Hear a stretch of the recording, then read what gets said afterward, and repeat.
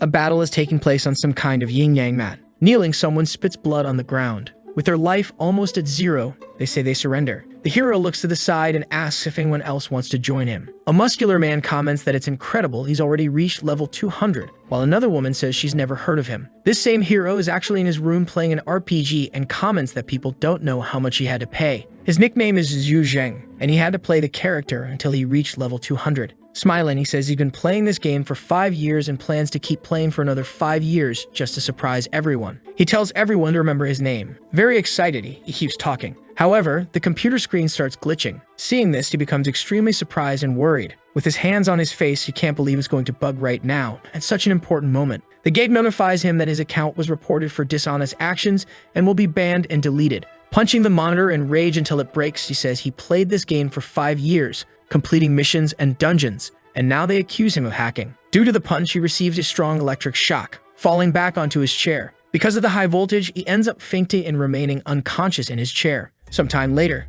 he opens his eyes. He realizes he's falling somewhere. He lands near some weapons, hitting them. On his knees, he starts spitting on the ground. Seeing this terrible scene, someone comments that trash like him is the leader's son, and another says he's very lucky because he was born into the right family. The big guy stomps hard on the ground and orders him to stand up. Furious, he repeats the command, yelling at him to stand up again. With his body trembling, the young man wonders if he's dreaming. Then he stands up, along with the dust rising around him. Seeing this, the man says it's what he expected from his boss, and that the leader's son is no match for him. Hurt and beaten, the protagonist says it's better not to kill him in his dream. Smiling, the semi-bald man says he didn't expect him to be this tough. Then he prepares to draw his sword. Intervening, a boy with blue hair tells the young master to stop this. Quickly, he grabs the hero by the arm and starts dragging him across the ground. Confused, the master starts asking why this guy is so strong. At that moment, various memories flood his mind, driving him completely mad. Meanwhile, the blue-haired boy keeps dragging him away. Lost in thought, the hero begins to realize this isn't a dream. He becomes certain that he has ended up in another world. He notices he has just absorbed this body's memories and understands that this world is similar to the one he lived in.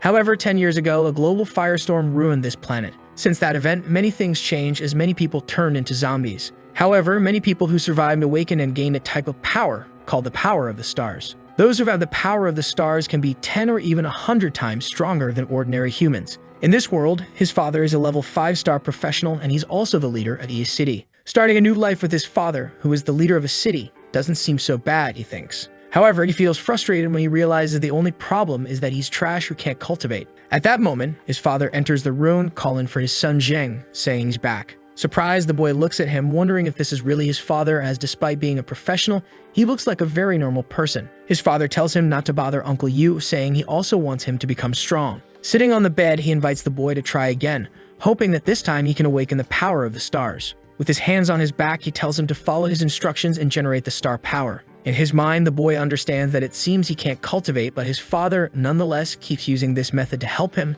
which leaves him emotional. Smiling, he affirms in his mind that he is no longer the old Zhang Zheng. 2 hours pass, and he realizes he can't feel any star power coming from his body. Dejected, he apologizes to his father, saying he's trash, and the old man tells him not to worry and not to be discouraged. He assures him that even if he can't cultivate now, as long as he's alive, no one will hurt him. Leaving his room, he tells the boy to rest. Sighing, he tears up, calling out for his father. Suddenly, the system notifies him, saying it has been activated and asking if he wants to enter the game. At that moment, his own avatar appears, and they stare at each other. Observing more closely, the protagonist realizes that this is his looter account, which was at level 200. He then approaches the notification to select this option. Feeling very nervous, he thinks about what to choose. However, he quickly opts for the yes option and selects it. Looking at the attributes, he realizes he wanted to be the game character, but these attributes are only at level 1. Several screens appear from store and set of options to exiting the game and skills. Analyzing carefully, he wonders if only the third skill can be summoned. He starts looking closely at the screen. It states that he will be able to find the weaknesses of his target,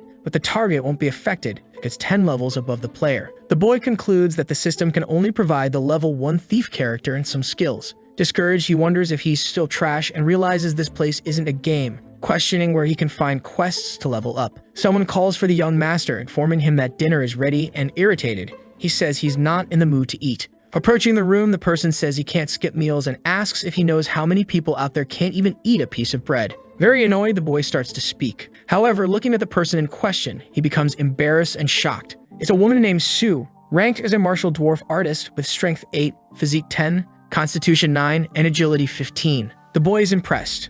Blushing, he wonders if this house even has such a beauty. However, the woman looks quite confused. At that moment, the boy gets up and approaches her. He gives her a slap and, very embarrassed, she asks her young master what he's doing. Smiling, he says he just wanted to check if it was real. Irritated, she leaves, saying she doesn't want to deal with him anymore, and tries to explain, claiming he was talking about her attributes and was misunderstood. Sometime later, the woman and his father are sitting at the table for dinner. Lost in thought, the young man realizes he can see the stats of other people, but for those with very high levels like his father, he can't see anything. Holding the bowl in his hand, he starts thinking about the monsters outside the city. As expected, his attributes are only slightly stronger than those of ordinary people. Thus, if he wants to level up, he will need to find a good defensive item. Len Shi appears, saying that his path has already been set and he wants to participate in training, so he shouldn't go out until things improve. Approaching the boy, the hero asks if there are weapons around. Taking him to another place, Len explains that this is the shooting range for training. Another person appears, saying it's a rare visitor. It's Yan Boshin, who asks young Master Zhao if he's free today and decided to come to the shooting range.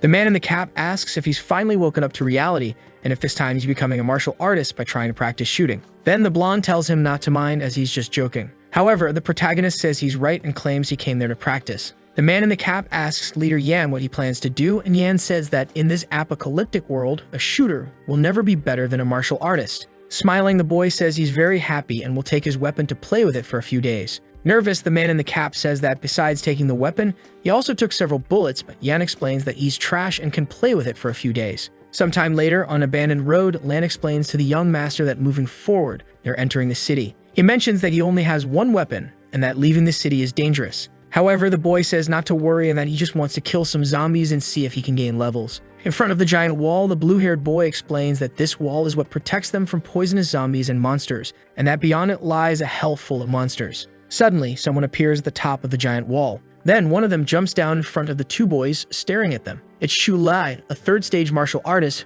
who asks who sent them there. The boy is happy to see his uncle and explains that they're there to help him kill zombies. Scolding him, the man tells him to return to the city immediately. From atop the wall, someone informs the leader that some zombies are crossing the defense line. Intervening, the boy tells him to wait right now. He tells his uncle that he knows no one likes him but politely asks to show his shooting skills, at least once. Reacting to this, the man just observes and begins to think. On top of the wall, the protagonist prepares to shoot with his sniper rifle. Aiming at some zombies, he questions if these really are zombies and whether he'll gain some XP by seeing their HP bars and levels. Determined, he pulls the trigger. However, he only manages to hit a zombie's shoulder. Irritated, the man says he shouldn't have yelled at him since he's trash at shooting. The boy, frustrated, responds that a shot to the arm still took some HP. Focused, he realizes he must locate the weak points. At this moment, he starts analyzing the weak points of each zombie. Deciding to aim for the head of one, he successfully zeroes out its HP. The system notifies him that he earned 100 XP, leaving him surprised. Looking at his attributes, he feels happy and realizes that if he's right, he can gain more experience by killing monsters. The zombies become furious upon seeing one of them hit. Concentrated, the protagonist lands another headshot on one. He also hits another in the torso. When he finishes the last zombie, he gains 120 XP, slightly more than before. The system quickly notifies him that he has leveled up. Surprised, he wonders if this is what leveling up feels like. Smiling, he declares that this feeling is better than relaxing in a hot spring. His uncle praises him, saying that even though he needs practice, it's clear the boy has talent.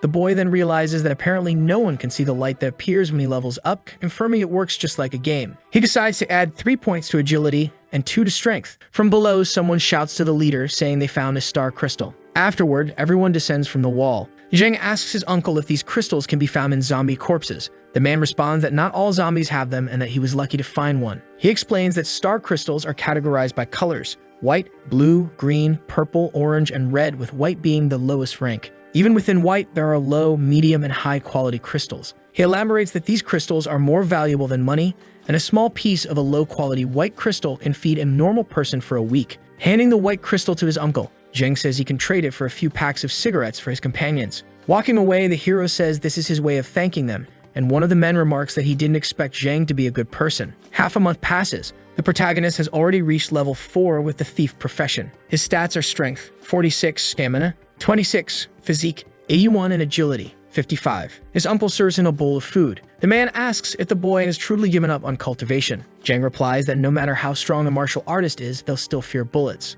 Correcting him, his uncle explains that if that's the case, the martial artist must be low level, as martial artists at level 6 or higher don't fear even snipers. Zheng then states he'll have to consider other paths, and his uncle remarks that he certainly has a positive mindset. Meanwhile, his father is in the back of a pickup truck, fighting off several zombies. Surprised to see this, the boy asks his uncle if that's the patrol team's truck his father was on. Another man, nervous, tells the leader that a group of zombies is following behind the patrol truck. Seeing this, Jing decides to help his father, and in no time he lands multiple headshots on the zombies. After annihilating the zombies, everyone seems fine. His father says it's not bad and notes that his aim has improved significantly. The uncle asks where the rest of the group is, and the man replies that they ran into some trouble, mentioning that toxic zombies have been more active than ever recently. Staring at his father, the boy suspects he's hiding something and recalls that when they left in the morning, the truck wasn't as damaged as it is now. He wonders how a 2-star martial artist ended up scratched and injured by mere ordinary zombies. Then everyone leaves the area in the truck. The 4 of them sit together in the back of the truck. Breaking the silence, Jing calls out to his father and begins to speak. However,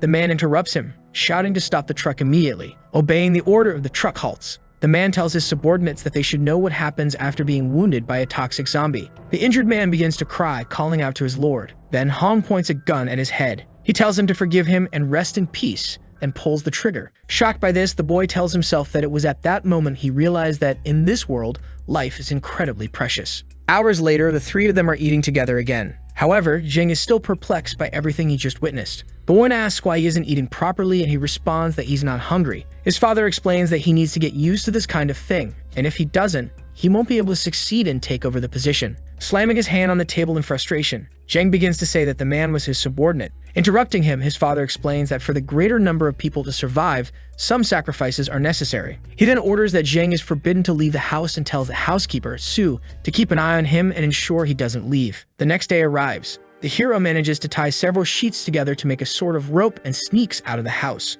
Sighing, the housekeeper finds a note asking her to help him keep this a secret. Lan tells the young master that he agreed to keep the secret, but is disobeying the Lord's orders and warns that the forest is very dangerous, so they should return. The boy says he's tired of zombies and realizes that zombie XP is too low, and the most important thing for him is to level up quickly. Blocking his path, Lan says their only job is to protect him, so the protagonist questions if Lan wants him to become a useless Lord's son. At that moment, Jing pulls out his weapon and points it near Lan's head. Pulling the trigger, he explains that this is why he's determined to become strong and protect himself. He lands a perfect shot on a snake close to the man's head. Looking back, he realizes it's a gray shadow snake, which is venomous, and wonders why he couldn't detect its presence. In his mind, he understands that if the martial artist couldn't sense the snake, how did he manage to notice it? Lan comments that the snake doesn't have a crystal. After gaining XP, Jing remarks that it's not bad, leaving the man confused because he can't see anything. The protagonist comments that this is the perfect spot, which infuriates Lan, who says these snakes hide very well and that Zhang should return immediately. However, the hero refuses, stating that for him,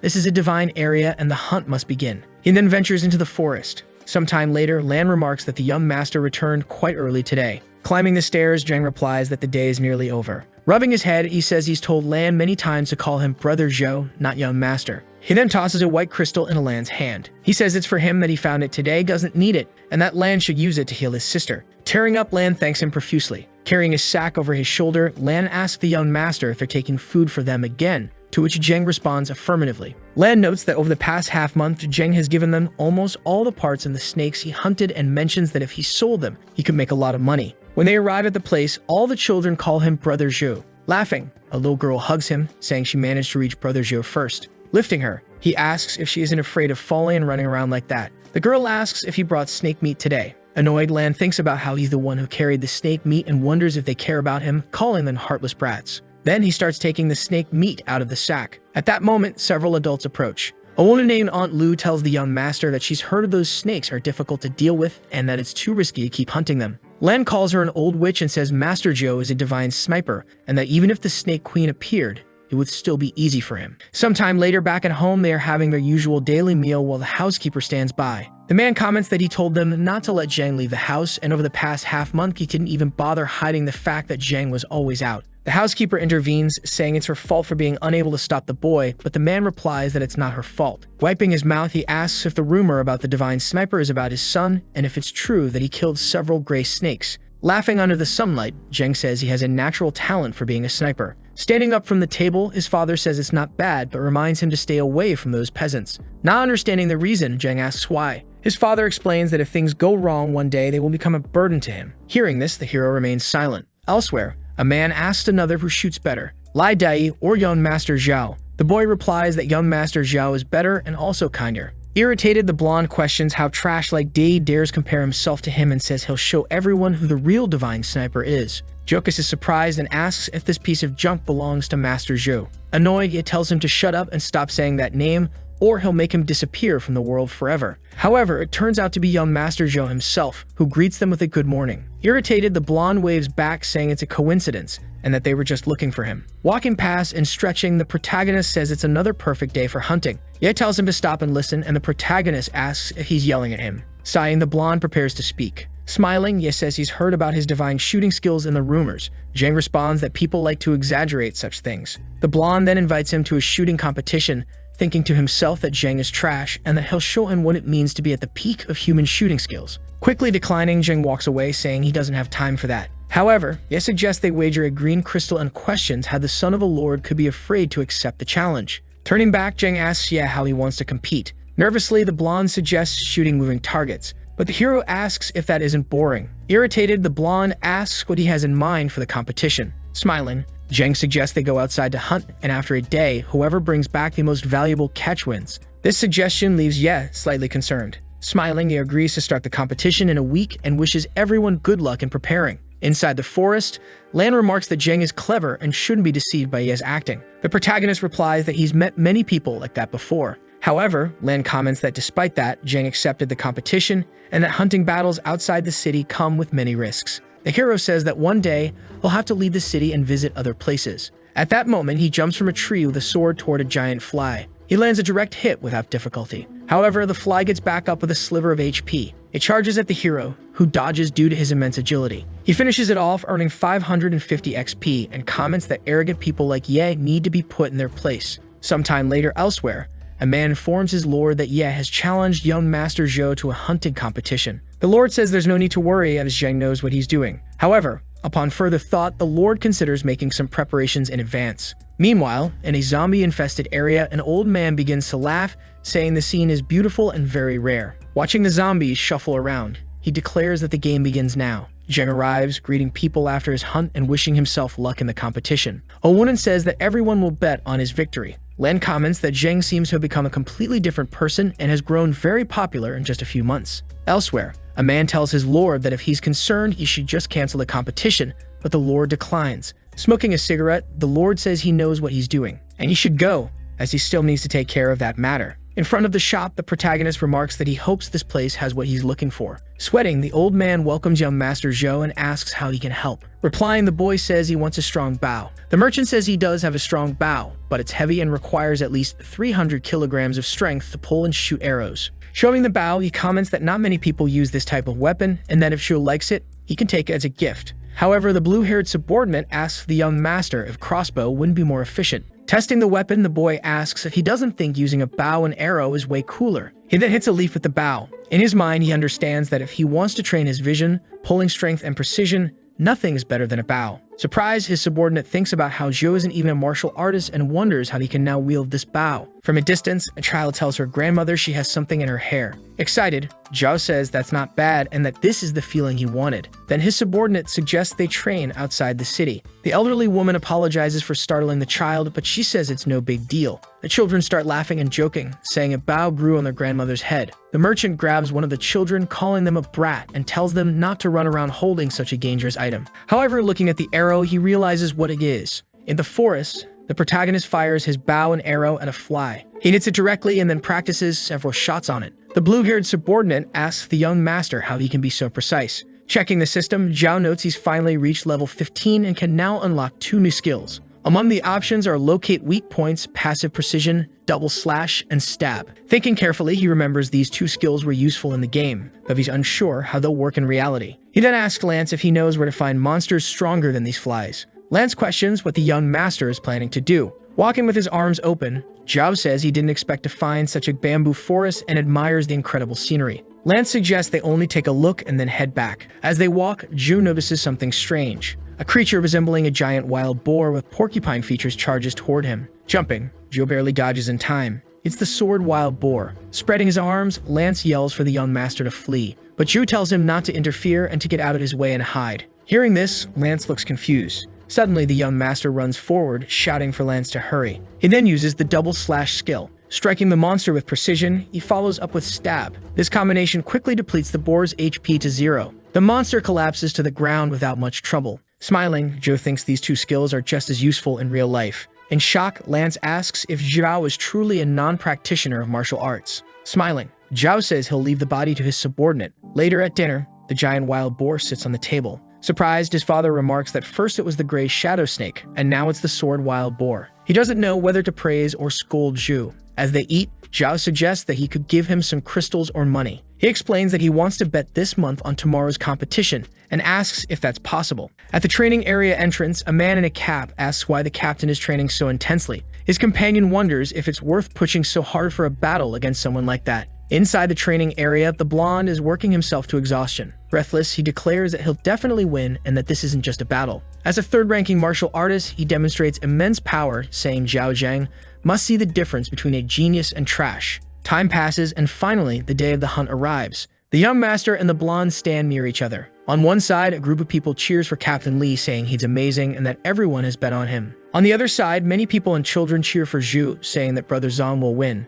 Smiling, the blonde remarks to the young master that his fans are special. Approaching a child, Zhu asks if she bet on him. Tearfully, the child says she has no money. Handing her a white crystal, he tells her to take it and bet on his victory. Irritated, Ian asks how he can let children gamble like that. Zhao responds that Ian shouldn't worry because this battle isn't a game. He's betting on something he will undoubtedly win. Frustrated, Ian retorts that Zhu is indeed confident. Extending his hand to Captain Yan, Zhu wishes him good luck. The blonde, however, turns his back and tells Zhu to save that luck for himself. At that exact moment, each contestant enters a vehicle. The organizer announces that in this competition, both sides agree to use any method to hunt monsters, with victory determined by the total value of the monsters. The competition is set to begin. Despite everything, the protagonist remains calm and composed. At this moment, the cars start moving. Yan declares that Zhao Zheng is as good as dead. He thinks that a newcomer to martial arts is competing against a rank 3 martial artist, and the cost of this lesson will be steep. From atop the massive wall, a subordinate asks the Lord if he really isn't going to send anyone to protect the young master. The Lord replies that it's unnecessary. He can't protect Zhu forever. He needs to grow up on his own. Back in the ruined area filled with zombies, a kind of radio starts buzzing. Over the line, someone says this is a sudden mission and the target must be killed, with the reward being the green crystal. An old man opens his notebook and sees the target, Zhao Zheng. Smiling, the man says that for the sake of the green crystal, they'll treat this as a leisurely stroll. This is Tang Shen, a rank 5 martial artist. Elsewhere, someone is leaping from building to building, performing a kind of parkour. It's a woman entering the area. In front of a door, she notifies her master that the mission has been posted. The man remarks that the combination of trash and a pure green crystal doesn't make this a profitable venture. He'll only do it once since it's enough to irritate a certain person and make his plan succeed. This way, they'll recover the profit many times over. Meanwhile, deep in the forest, Joe opens a map and comments that made Joe's map is incredibly detailed. On the map, he spots the location of a rank 3 shadow wolf and notes that he better be cautious. Getting out of the jeep, he says he'll warm up by hunting a few shadow wolves first. He soon spots them eating and resting. However, they quickly notice an enemy nearby. The hero lands in front of the wolves, which are impressively large.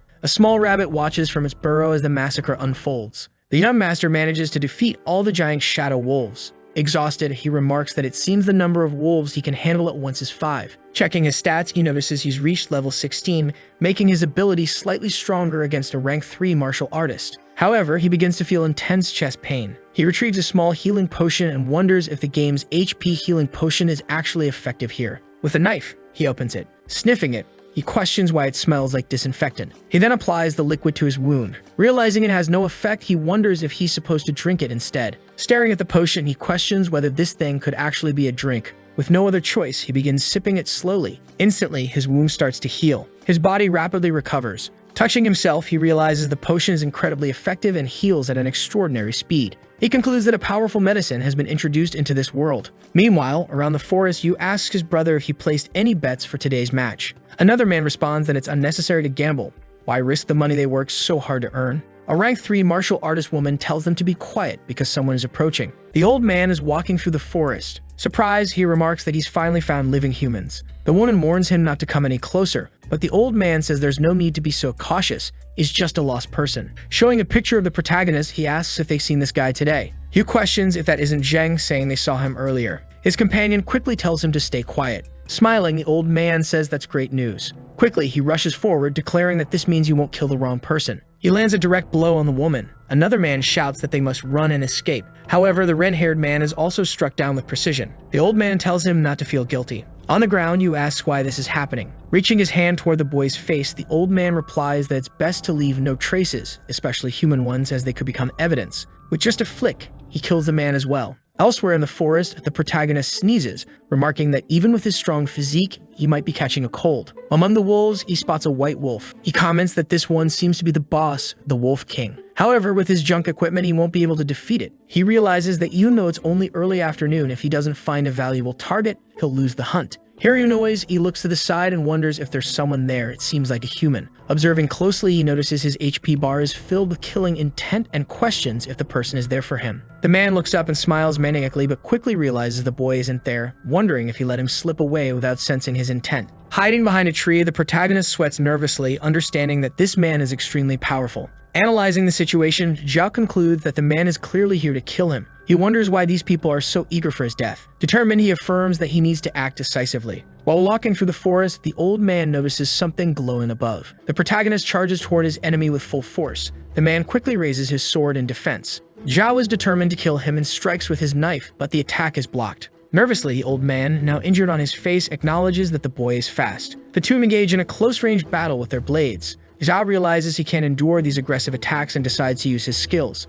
Raising his knife, he activates Double Slash. The old man senses he's in trouble. After the strike, he retreats quickly. Noticing the cut on his shoulder, the old man can't believe it. He had blocked that attack earlier. Frustrated, Zhou sees that he barely reduced the man's HP. The old man, whose name is Tang Lai, can't see Zhao's stats and questions how that's possible. Irritated, he realizes that Zhou isn't an apprentice martial artist or trash as he was told. He accuses the boy of being far stronger than the information suggested, wondering if Zhou really is just a warrior apprentice since he almost killed him. Zhou asks if Yang sent him to kill him. Infusing energy into his sword, Tang Lai admits that the boy is stronger than expected, but asserts that someone about to die doesn't need to know so much. Cutting off the idle talk, Tang Lai charges at Zhou. Swinging his energy-infused sword, he cleaves a tree in half. Zhao manages to dodge, but understands that he can't fight this man head-on. He hides. Tang Lai remarks that Zhou's hiding skills are good, but says he won't escape forever. Carefully observing, Zhou uses his weak point analysis skill to locate Tang Lai's vulnerabilities. He fires a shot at the old man but misses. Tang Lai turns toward the source of the shot and attacks. With immense power, he cuts another tree in half, but Zhao escapes once again. Tang Lai mutters that Zhao doesn't understand. Someone with a 6th physique level can dodge bullets with their eyes closed. From atop a tree, Zhao hears a growl. He thinks this might be a sign of help. Jumping from the branch, he begins shooting at Tang Lai. The old man mocks him, asking if he's so scared of dying that he's firing so recklessly. As Zhou keeps firing, Tang Lai declares that Zhao won't escape and should give up. However, Zhou suddenly runs deeper into the forest. Then, without hesitation, he leaps off a cliff. Watching from above, Tang Lai says this isn't a farewell. He also jumps. Mid-air, preparing his attack, Tang Lai notices several wolves below. He sees Zhou fighting them using double slash and stab skills. Among the chaos, Tang Lai shouts angrily, accusing Zhou of trying to drag him into a death trap. One of the wolves bites Tang Lai's foot. Exuding intense energy from his body, Tang Lai declares that they will see who dies first. Near all the wolves, the white wolf, the Wolf King, opens its eyes. Irritated, it begins to rise. Perched on a rock, the white wolf howls loudly, commanding the attention of all the black wolves. It charges toward the two, its presence overwhelmingly imposing. All the black wolves pause and stare at the white wolf. Zhang assesses the situation, thinking that this side of the pack has fewer shadow wolves, making it a potential escape route. Tang Lai remarks that Zhou is courting death, and for him, escaping this place isn't particularly hard. With a grenade in hand, Zhou smiles and asks if Tang Lai wants the difficulty increased. He throws several grenades to the ground. Tang Lai protects himself using his magic, irritated by the boy's antics. When the smoke clears, Tang Lai realizes that Zhao has vanished. At that moment, the white wolf's paw looms above Tang Lai. It tries to crush him with all its might, but the old man narrowly escapes. The boss wolf roars ferociously. Tang Lai lies on the ground, injured, surrounded by wolves, while Zhang observes from atop a tree. Smiling, Zhu declares that he has set the stage for them to enjoy. Furious, Tang Lai curses at him. Time passes. Sitting on a tree branch, Zhang notes that everything seems to have ended.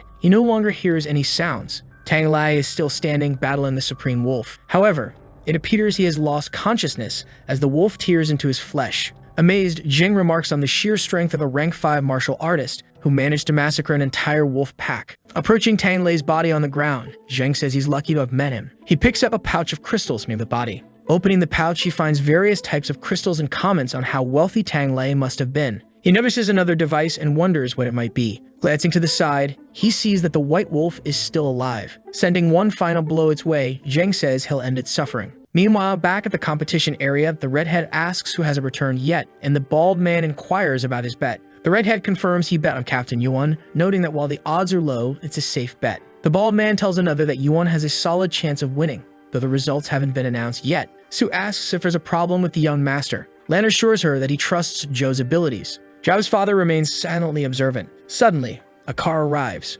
Captain Yuan steps out, waving to everyone. One of the men asks if Yuan is okay. Yuan responds that he brought some trash for them and jokes that it was as easy as child's play. He suggests they review the hunt results but advises waiting for Zheng to return before announcing the winner. At that moment, everyone notices that Master Zhao has arrived. Inside the car, Zheng thinks he barely made it in time and that if it weren't for this vehicle, everything would have gone smoothly. Standing face to face, the blonde remarks that Zhao returned quickly and jokes that he thought Zhou might take a nap. Zheng replies that Yuan can rest after the results are announced. Raising his arms, Zheng suggests they calculate the monsters one by one. Yuan questions whether Zhao wants to humiliate himself. Smiling, Zhao says he's fine with anything. The blonde laughs, proposing they calculate Yuan's catch first and save the best for last, sarcastically warning Zhao to see how long his smile lasts. With the plan set, the organizers begin evaluating Captain Yuan's hunt. They remove the covering from the truck bed, revealing Yuan's catch. Everyone is impressed by the sight. The blonde taunts Zheng, asking who he thinks will win the battle.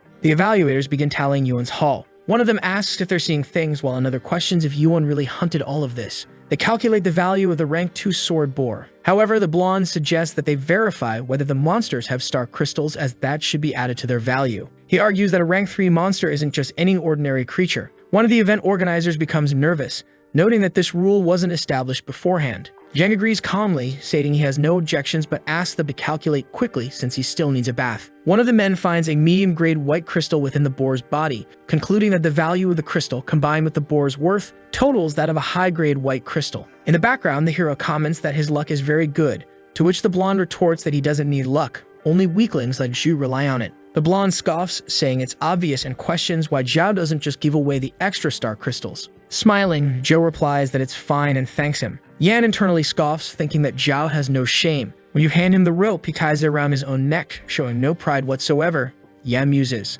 Smirking, he declares that the sword boar is just a small appetizer and now it's time for the main event. One of the evaluators suddenly realizes that the cargo contains rank 3 forest spiders, leaving everyone shocked and nervous. An older man comments that Zhu is reckless since even rank 4 fighters avoid dealing with such creatures. The tally reveals that there are 3 forest spiders, each worth a high-grade white crystal, making the total value equivalent to 3 high-grade white crystals. Upon hearing this, everyone is stunned. Quickly, celebrations break out, and one of the more excitable women shouts that she wants to have a child with Zhu. His supporters begin to cry, saying they knew they would have won if they had bet on him. As he is cheered on, the blonde scoffs and tells Zhu to face reality, claiming this is the difference between trash and a genius. Bored, Zhu quips that it seems the blonde knows he's trash and Yan is a genius because he's so intelligent. The blonde turns, irritated, saying Zhu only knows how to talk and that actions speak louder than words. Standing up, Zhu agrees and says he'll prove who the real trash is. He admits he didn't have much time, so he couldn't hunt anything of great value. At that moment, he removes the covering from his truck bed, revealing his haul. He casually states that he only caught a shadow wolf, leaving everyone shocked.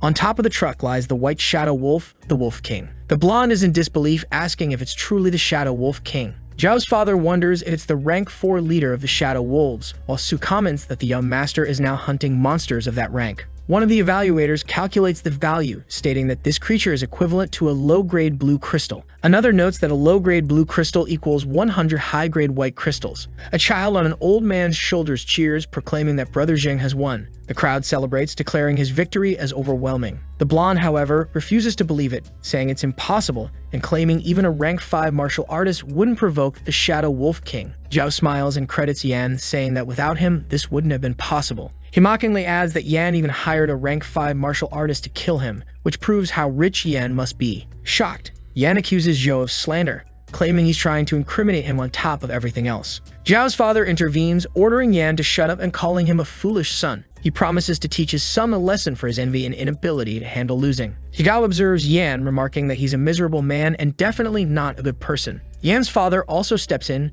trying to calm the situation, saying Manager Yang is being too harsh. and that this was just a childish spat. He downplays Zhou's strength, attributing his success to luck, but Yang counters that luck is also a kind of strength. Meanwhile, elsewhere, a woman is slammed into a wall. An old man questions why trash like Zhou is still alive and what happened to the Shadow Wolf King. He curses the assassination organizations, calling them useless, and declares that he can't wait any longer. It's time to move on to Plan B. Back at home, Zhou and his family enjoy food and drinks together. After taking a sip, Zhao remarks that the drink is very sour. His father laughs, saying it's his first time drinking. Zhou mutters that he'd rather eat meat and internally reflects that no matter what world he's in, he can't tolerate beer or wine. Congratulating him, his father praises Zhao for winning the bet and says he's finally grown up. Hearing this, Zhao feels happy. However, as he starts to speak, he hesitates. He realizes he can't yet prove who the real assassin was and decides it's better not to create unnecessary trouble. His father advises him not to take Yang's accusations of cheating seriously, adding that Yang may be strong, but is overly proud. He assures Zhao that his uncle will teach Yang a lesson soon.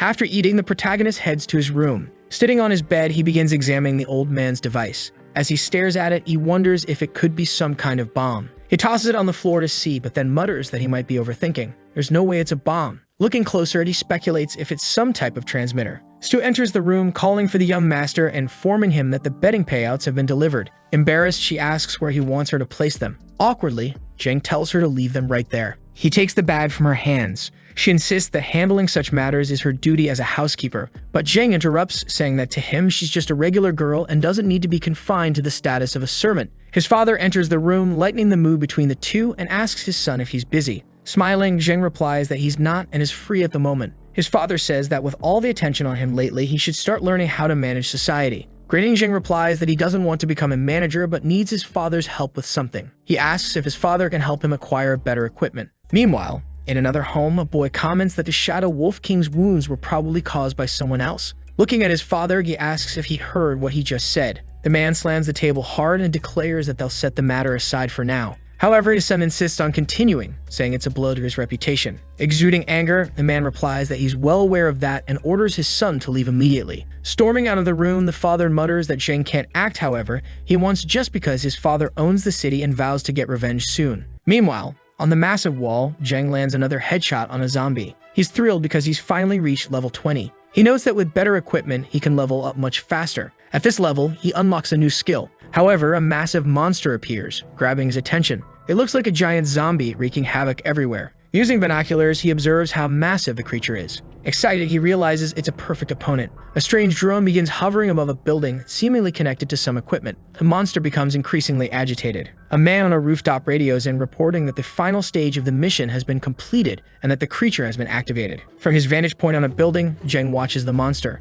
Preparing to attack, he analyzes its weak points. He shoots an arrow into its head, but the creature grabs it. Pulling the arrow out of its head, the monster becomes even angrier. Zheng is surprised, realizing it must be an elite zombie since it didn't lose any HP from a headshot. The monster grabs a nearby object and smashes it into the ground, growing even more furious. Frustrated, Zheng remarks on how aggressive this zombie is. The monster starts breaking the ground for no apparent reason. Leaping from above, Zheng uses his attack leap skill, striking the zombie's nape like a scene from Attack on Titan. He quickly jumps again to strike a second blow. Using his stab skill this time, he manages to remove a significant chunk of the zombie's HP. The monster grows even angrier, prompting Zheng to retreat. Elsewhere in the city filled with zombies, a man with a sword sits calmly, analyzing the situation. He notes that the noise level is low but wonders why there's so much movement. He adds that the more chaotic things become, the more interesting it will be. Back to Zheng, he finally brings the giant zombie to the ground. After defeating it, he realizes it dropped a blue crystal, concluding that today's hunt was very successful. Sometime later, Zheng rides his motorcycle to a massive wall.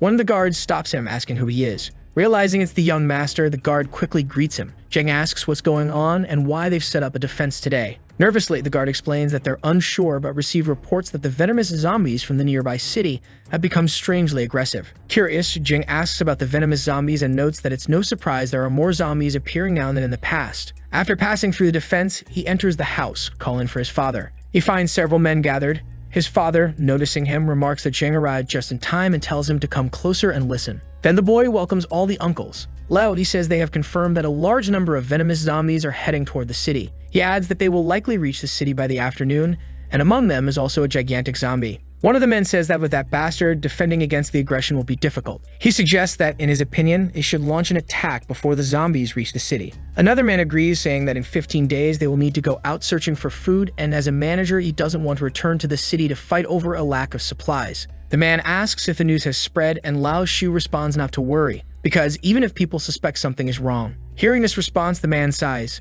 Then he shouts for people to be brought to leave the city tomorrow. He declares that Lao Yan and Lao Shu will take the city's position, and that when they get close, Zheng and his son will replace that position, and that his words are as good as theirs. Very nervous, the boy asks if he is talking about him. Sometime later, they are both gathered in a room. The man tells his son that he will have to leave for a while, and that his son will have to manage the city. The boy responds that he doesn't think it's as simple as they believe and suggests they should reconsider. The man tells his son that he is a level 5 martial artist and that they will just push the zombies away, so there will be no danger. As he leaves, the boy says that if so, he must promise to return safely. After the boy leaves, his father begins looking at his picture, smiling, saying Zheng has grown a lot. He adds that he needs to bless him and let him have a good life. A few days pass. The man calls for Captain Shu, saying that the patrol team has returned. One of them calls for Master Zhou, saying that something has happened to the Lord or his father. Upon hearing this, the boy is shocked. Then, sometime later, the car enters the wall. With crossed arms, the hero asks Lan if he thinks something bad happened to his father. The master replies that he doesn't know, but acknowledges that this person is definitely from the patrol team. Thoughtfully, the hero notes that along the entire way, they saw no signs of battles with venomous zombies.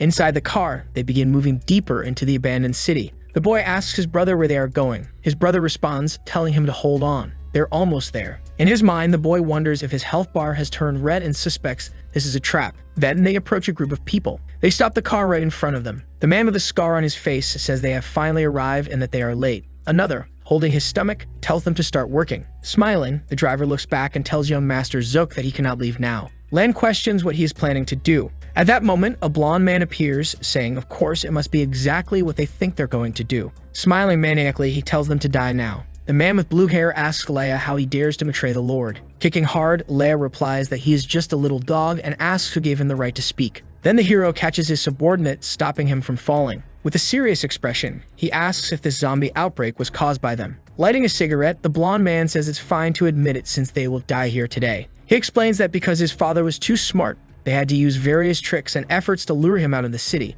Changing his expression, the boy asks what he means by that. As he approaches, the blonde man says of course they're going to kill him. He questions whether he thinks he's been Lord for too many years and says it's time to change the identity of the Lord. Sitting on the ground and observing, Lan comments that even the weakest among them is a rank 2 martial artist. He then tells the young master that he will distract them, so the master has a chance to escape. In the background, another man asks if they think they're deaf, adding that neither of them will leave here alive. Zhang Men says he's right. Approaching the man with a blade, he declares that no one here will leave alive and slashes him across the neck. Quickly, he begins attacking everyone around him, reducing their health to 0. Furious, the men say he used a sneak attack and call it a disgrace, then demand that they kill him now. However, the protagonist is very quick and manages to eliminate them one by one without leaving any trace. Seeing all of this, the blonde begins to tear up and becomes very worried. Another man comments that he's not even a martial artist and asks how he became so strong. After eliminating him as well, the protagonist asks who said one needs to be a martial artist to kill someone. Someone attempts to hit him, but the hero manages to dodge the bullet.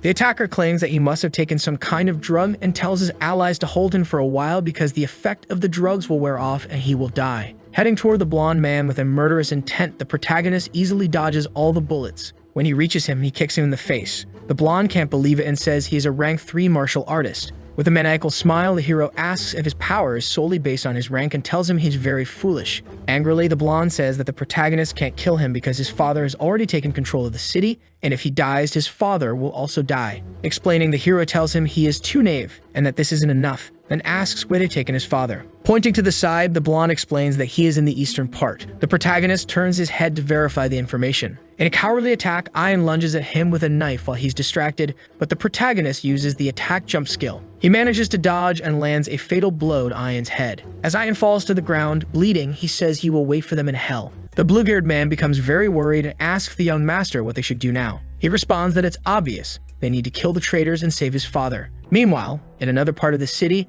numerous zombies roam the streets. Their numbers seem to grow larger and larger. From a distance, the protagonist's father observes them. He begins analyzing the movement of these venomous zombies. Suddenly, someone appears behind him to attack. The man narrowly avoids the attack but ends up being struck. Yu remarks that he's stronger than expected and that even his stealthy attack wasn't enough. The man asks his subordinate if he is betraying him. Smiling, the bald man says he's not the only one who betrayed him. Then several men appear and one of them tells him not to waste time talking. Furious, Hong questions if they're trash or how they think they could kill him. The bald man then asks what it would be like if he joined them. Using his abilities, he declares that they're gods now. Leaping, Hong dodges the attacks. At this moment, several of his traders begin shooting at the Lord. He manages to create some sort of shield to defend himself. This surprises the traders greatly. However, the bald man appears behind him, saying he can't dodge this one. He then strikes a blade toward Hong's shoulder. Fallen near a tree, they ask why people trusted him. The priest then questions how much trust is worth in this world. He states that without power and authority, people will always be dogs. Smiling, Hong asks if they desire his death so badly. Staring him down, the bald man starts to become scared. Hong appears in front of him, imbuing some kind of magic into his sword. He challenges them to come and see if they can really defeat him. He then strikes the red-haired man with full force, who barely manages to block the attack. Shouting, the red-haired man calls for everyone to help now. Hong is imbued with immense energy and is filled with rage.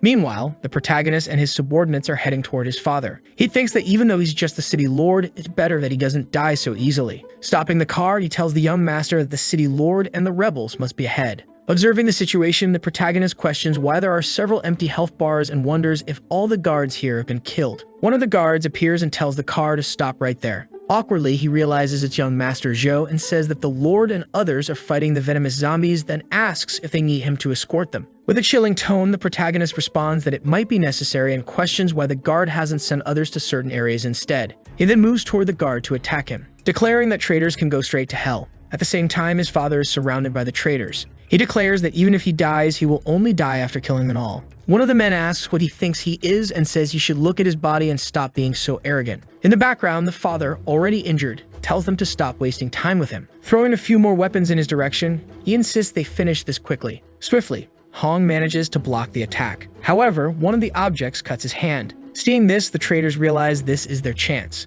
They rush toward the Lord and attack with all their might. Without hesitation, the bald man tells him to die right now. He strikes with a knife with all his strength. However, Hong reveals a hidden blade. Noticing this, the red-haired man begins to grow fearful and retreats. All of them, now terrified, step back. The manager tells Yu that he knows what he's thinking and that if he dies, everything in the city will spiral into chaos. Smiling, the man tells him to hold on because he must not die before the Lord. After this, he quickly charges at his superior. Preparing for an attack, he tells Hong this is goodbye and that he will soon die. The blade moves closer to his head as the Lord appears to have given up entirely. Suddenly, an arrow flies in their direction. It strikes the traitor's sword with full force, leaving him bewildered. All the traitors turn to see what happened. Atop a building stands a young master with his bow and arrow. With a murderous gaze, he questions if they think they can kill him. One of the traitors is completely shocked and surprised. Nervously, he asks how trash like him can block their attack. At this, the Lord begins to laugh uncontrollably. Smiling, he says people always called his son trash, but from his perspective, the real trash are these traitors.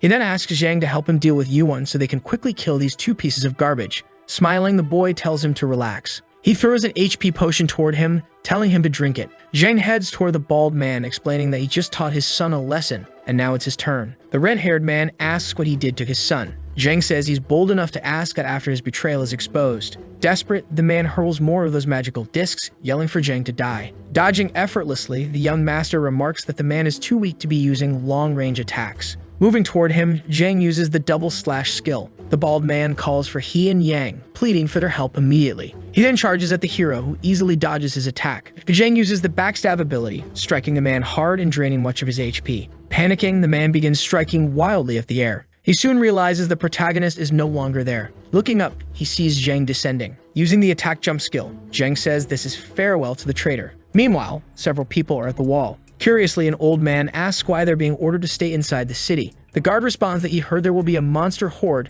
and that they must remain in the city for 2 days. The uncle tells them to stay calm, pay attention, and remember that the Lord and the others are fighting outside the city to protect them. However, he adds that he just hopes the Lord and the others don't run into trouble and stay safe. Meanwhile, at the hero's home, Sue stands by the window, observing something. She seems deeply troubled by something. She opens her hand and looks at her keys. Quickly, she recalls a conversation with the Lord. The man comments that she has been looking after his son for the past few years as if he were her younger brother, and that he's even begun to see her as his own daughter. He tells her that if the city collapses this time and nothing remains, she must take care of his son for him. He reassures her not to worry too much, as this will not be his end. Suddenly, the old man starts smiling and says this isn't his end because he's not ready to die yet. On the battlefield, the traitor merely watches in shock. Then he hears his companion groaning in pain and looks to the side. In this moment of distraction, the Lord approaches with a maniacal smile. Realizing he's about to be attacked, the traitor begins to panic. Hong, wielding his sword, is highly focused, ready to strike the traitor with full force. He lands a precise blow to the traitor's chest.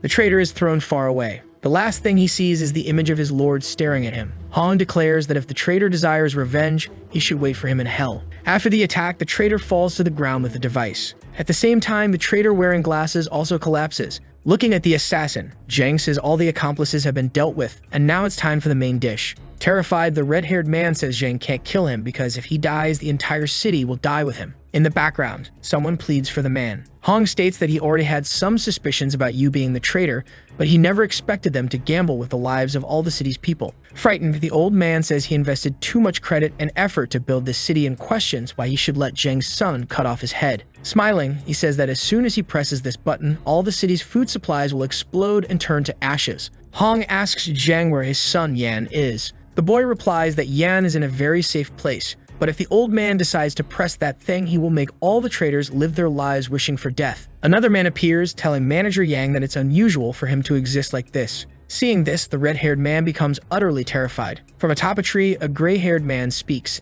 saying that as a gift for hiring him, he will provide this information for free. He explains that he will offer the glory of the Dark Shadow as his guarantee. He then reveals that Yan is already dead, leaving the man furious and ready to press the button. However, an arrow flies toward him, stopping him from doing so. The arrow's owner remarks that he will send the man to see his son right now, but the protagonist looks to the side, noticing some movement. Quickly, he dodges and steps back. Then, looking around, he notices something strange. Feeling nervous and terrified, he sees Liu Yongchan, a mercenary martial artist, who declares that killing his client in front of him violates the rules. He claims that his prey trembles in fear. The gray-haired man says that perhaps today he will need to trouble them a little to keep them here. Desperate, the red-haired man shouts for him to kill them, promising 4 times the money he paid before. Smiling, the mercenary says his son is already dead and that his only hope now is himself. He comments that draining all of his money and savings seems a bit excessive. The blue-haired subordinate calls out to the young master, saying he's dealt with the subordinates. Zhang tells him not to come over because he's facing the martial artist.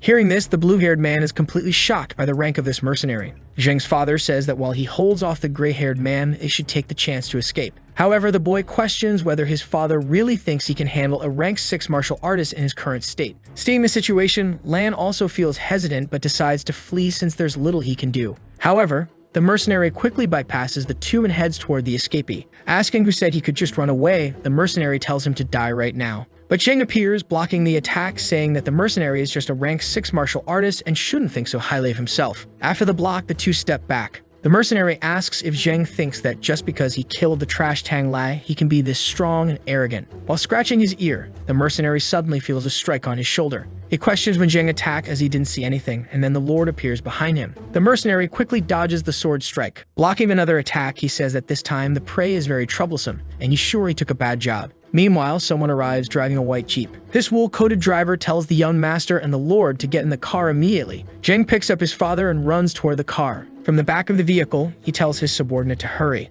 As the car speeds away, he throws 2 grenades in the mercenary's direction. Even seeing the grenades heading toward him, the mercenary's expression doesn't change. Using his skill, he slices the grenades in half. A massive explosion ensues. However, it buys enough time for the 3 to escape. Sitting on the ground, the mercenary keeps grumbling, saying that overall, they're all just a bunch of trash. Then he begins to smile, ready to press the button. Looking back, the mercenary notices what the man is about to do. Rushing toward him, the mercenary drives his sword into the man's chest. He tells him to know his place and that he doesn't mind sending him to his son. Hearing this, the man seems to fall into a catatonic state. However, he begins laughing hysterically while crying, descending into complete madness. Without a second thought, he presses the button. In just a few seconds, the traitor collapses to the ground with a chest wound. Elsewhere in the city, a loud explosion is heard. The warrior's guard falls to his knees, crying as he sees the entire food storage consumed by flames. One of the guards notices the sounds of explosions coming from inside the city. Another runs toward Leader Shu to inform him that the food storage has exploded and is now on fire. The man is utterly shocked by the news and starts speculating about Manager Yang and the Lord. As he looks to the side, one of his subordinates also calls out to Leader Shu, reporting on the zombie horde. He warns that the entire horde is now here. Quickly, They begin shooting at the zombies and attacking them with all they've got. Firing a machine gun, the man shouts for all the citizens to retreat immediately and urges everyone to hold the line even if it costs their lives. Then he notices one of his subordinates being attacked and calling for help. The man tries to protect himself but is overwhelmed by the number of zombies. As he looks to the side, he notices something. Another zombie charges at him, attacking simultaneously. He quickly tries to shield himself with his arm. However, someone shoots the zombie in the head, killing it instantly. It's the protagonist who has arrived with his father. Uncle Shu is overjoyed to see that the Lord and the young master have returned. One of his subordinates reports that all the civilians have entered the city. The leader orders everyone to retreat and defend the city, closing the gates. Atop the wall, the Lord states that he never imagined all of this was orchestrated by Yang. Shu reports that the food storage has been bombed and that martial artists are either dead or injured. The Lord explains that even with more martial artists, 5 Yangs wouldn't be able to stop this. Jin points out that the first thing they need to do is evacuate the civilians and then return after the zombie wave subsides. Smiling, his father remarks that the boy already thinks like a manager, leaving Zhang confused. Shu interrupts, suggesting the Lord drinks some water first. The man agrees, commenting that his son is right. Smiling, the boy says he will now assist with preparations for the evacuation. However, he suddenly feels dizzy. It seems he has no energy left. His father notes that without food resources, the city has too many civilians to evacuate. Su then questions the Lord if this is truly the right course of action. Laughing, the man responds that as the city's Lord, this is his first and only time being stubborn. He asks her to take care of his son on his behalf. Inside a helicopter, a boy wakes up. As he stands, he asks Lan and Su why he's in a helicopter. Crying, his subordinate explains that the Lord chose to stay behind. Standing up, Zhang walks to the door. From above, he begins searching for his father. The Lord speaks with Lao Shu, saying he needs to survive. Shu responds by telling him to stop joking. He states that since becoming the leader of the city's protection team, his life no longer belongs to him. The martial artists who wish to leave must protect those who lack combat abilities and evacuate to the back of the mountain. Many brothers will stay behind. The man tells Hong to follow him and fight to the bitter end in this infernal place. In his mind, Hong thinks of his son, who, despite being despised and doubted by others, he has always believed in. Heading into battle against the zombies, he comments that he believes his son will one day become the brightest star in this world. The helicopter continues circling the area. The protagonist sits with his head in his hands, unable to believe what's happening, and Lan calls out to the young master. Lan says he understands his feelings, but points out that this isn't the time for such thoughts. The Lord did this to protect everyone. Breaking the silence, the hero begins to speak. Crying, he questions if they are like deserters in this moment. He says neither his father nor the others should have met such an end. If only he had uncovered Yang's schemes sooner, the city wouldn't be in this state. Lan then tells the young master that the Lord once said that in this chaotic world, seeing another day is a blessing and a gift from God. He continues, saying that no one can predict their fate tomorrow, and this kind of tragedy is not Zhang's fault at all. Lan concludes by saying that Zhang must continue living for those who sacrifice themselves, as this is the greatest comfort he can offer them. Lan comforts Zhang, saying the leadership is correct and that they must keep living. Suddenly, the helicopter starts to experience turbulence. A giant creature grabs it and breaks a window. It appears to be a massive bird trying to bring the aircraft down. Looking around, Lan informs Zhang that they are under attack by monsters. Several enormous creatures are surrounding the helicopter. Determined, Lan declares that he will steer them to safety. However, Jing tells him not to do so and orders him to stay and protect Su. The helicopter pilot confirms that this is an order. In midair, facing the monster, Jing uses his stabbing ability. He lands on one of the creatures and strikes it. Seeing this, his companions join the fray as well. Jing strikes them again as they attack. Fleeing, he comments that these creatures are incredibly resilient. Suddenly, he hears a growling sound and wonders what it could be. Still in the air, being carried by the helicopter on a rope, he spots something that makes him tense. In front of them is a massive, winged, demonic-looking monster. This is the source of the intense growling. He decides to turn away and leave. Su remarks that fortunately, the large beast isn't interested in them, while Lan comments that this is his first time seeing such a gigantic creature. Jen comments that he didn't expect Su's piloting skills to be so good. Embarrassed, she responds that he's exaggerating. Interrupting their conversation, Lan shouts for Zhang to look. Pointing ahead, he asks if that place is a human city. Lan explains to Zhang that he purchased this martial arts map a few years ago. He says that if the map is accurate, this must be the city they saw earlier. Zhang reads the name of the city, Kitten, and remarks that it sounds strong. Desperate, Su tells Zhang that the earlier battle damaged the helicopter's tail and they need to land somewhere. Zhang replies that it's fine and that flying the helicopter would draw too much attention, so they should land first. After landing, he notes that it's not even 2 p.m., and if his guess is correct, Kitten City is 20 kilometers away, meaning they should reach it by nightfall. Sometime later, the three are walking through the forest. Something rustles in the bushes, startling Su. Instinctively, Zheng moves to attack with a knife-like weapon. However, he halts his strike upon realizing it's just a large, sharp-nosed rat gnawing on a tree branch. Zheng tells Su not to be scared, as these types of monsters won't attack humans unless provoked. They both watch the rat devouring the trunk. The hero comments that it's the first time he's seen Su so frightened and asks if this is her first time outside the city. Su apologizes, admitting she overreacted a little. Zheng remarks that since this place has a small group of beasts, it must not be far from a human settlement. Lan notices a road and suggests that if they follow it, they should reach the city soon. However, he spots a vehicle. Drawing his sword, he notes someone is approaching and moves to protect the others. With a serious expression, Zheng readies his bow and arrow. The two men prepare for battle. The vehicle, carrying several people in the back, stops in front of them. A man with a mohawk and piercings stares at them. Looking past the two boys, he notices the beautiful woman named Su. With a maniacal grin, he comments that she's not bad at all. Seeing his expression, Zheng, without hesitation, fires arrows that narrowly miss the man's face. However, Zheng was aiming at 3 gray snakes lurking behind them. Inside the car, a man smoking a pipe remarks that the shot was very precise. The hero warns them to leave because the jungle is full of hidden dangers. The Mohawk man, irritated, draws a sword, but another person intervenes, saying they shouldn't cause trouble and have other matters to attend to. With that, the group departs. Frustrated, Lu declares that if the two wanted to fight, he would have risked his life to kill them all. Su apologizes, but Zheng reassures her that it wasn't her fault. He tells Lan that they currently can't defeat them and will need to work hard and cultivate. After dirtying herself, Su asks if her appearance is better now, commenting that it should cause fewer problems. The three of them continue on the road. The strange man and the one with the mohawk ask their boss why he stopped them and if he didn't see that woman. Responding, their leader says that the boy with the bow is not weak and they have tasks to complete, so they shouldn't waste time on this as they are heading to Titan City. Sometime later, in the outskirts of Titan City, a rank 2 deer horse is seen eating some leaves. The boy is impressed by the sight. An old man appears and asks if the young ones need a ride. He explains that traveling through this area is difficult without a horse, and that he offers a friendly price for all of them. The boy says the 3 of them are heading to Titan City and asks how much the transport will cost. Smiling, the old man thinks that outsiders, like sheep ready for slaughter, should be easy to trick. However, other people quickly arrive, saying the old man is too expensive and offering faster and cheaper rides on their horses. Irritated, the old man realizes he forgot about these competitors and laments that it seems he won't make good money this time. Still, the old man offers to take all 3 for a low-rank white crystal price. Inside the carriage, Su asks if the old man captured the horse himself, but he replies that he's not that capable and bought it from a tamer for a medium-rank blue crystal. Hearing this, the boy becomes curious about the tamers. The man explains that tamers are also martial artists, but they focus on training mutant animals to use in battles or to sell. Noticing that the group is from outside the steppes, he asks if they're coming to seek refuge with relatives. The question makes everyone fall silent. Laughing, the man apologizes, saying he couldn't help himself and shouldn't have asked about personal matters. Su tells the young master not to be upset and reminds him that the Lord wouldn't want him to feel this way. The boy retorts, asking who said he was upset. He claims he was thinking about how he'll become famous and recognized as a strong martial artist in Titan City. Sometime later, they arrive at the city. Everyone, including the protagonist, is impressed by the sight, swallowing nervously. The old man comments that this is the entrance to Titan City,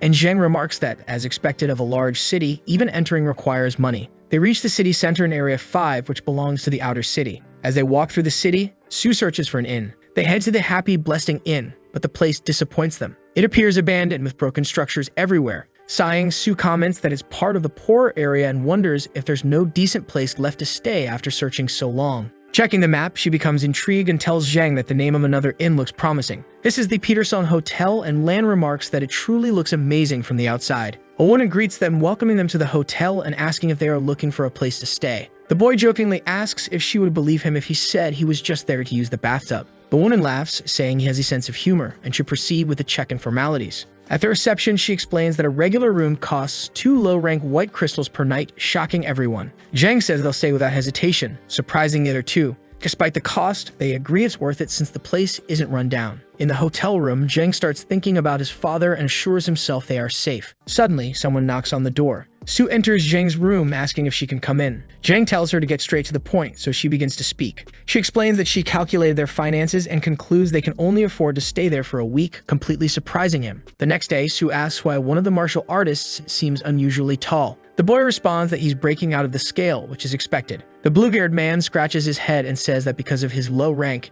even if he wanted to become a mercenary, people would surely reject him. Sang explains that this place is highly competitive but also rich in resources, so the man says he'll do his best. Zhang understands that while they don't have much money, they still have 1,700 white crystals and some blue crystals in their inventory, but they can't afford to relax. A woman appears, calling the two of them kittens, and asks if there's anything they'd like to know. The hero asks if third-rank martial artists have fallen to such a level that they can only sell information now. The woman replies that he should focus on the city as martial artists here don't hold much value. Getting closer, she explains that she has a reliable source of information, charging just 5 coins and stars for a question, and a map of the monsters around the city costs a white crystal. Luffy complains that the woman is robbing them in broad daylight, but Zen counters that they have no choice, and that spending money on this is better than wandering aimlessly. Standing in front of the Martial Artists Association, Zhang remarks that this is their first step toward establishing themselves in Titan City. Inside the building, they wait in regular line. A woman hands them a document to fill out. The document includes Zhang's gender, age, and rank. The woman then asks him to place his hand on the testing mechanism to confirm his compatibility according to the form he submitted. As he places his hand on the device, Zhang questions the existence of such technology. The device identifies his level, announcing Martial Artist Apprentice. With a disdainful look, the woman declares that from now on, he is an apprentice martial artist of the association and will need to return every 3 months to pay the membership fee. Lan places his hand next and is identified as a second-rank martial artist. The woman congratulates him enthusiastically, handing him a membership card. Later, Lan asks if registering is really worth it. Zhang assures him it is, as it's the fastest way to improve and earn money. Studying the map, Zhang spots a location that looks promising. He tells them they can take different missions, but his subordinate insists on protecting him. Cyan Zhang points out that they've been by his side all this time and asks if he really thinks he needs protection. Handing over a blue crystal, Zhang tells him to take it, cultivate, and not disappoint him because he has high expectations for him. The blue-haired subordinate hesitates, saying he doesn't earn much and can't accept such a gift. Zhang reassures him, saying it's his secret money that even Su doesn't know about.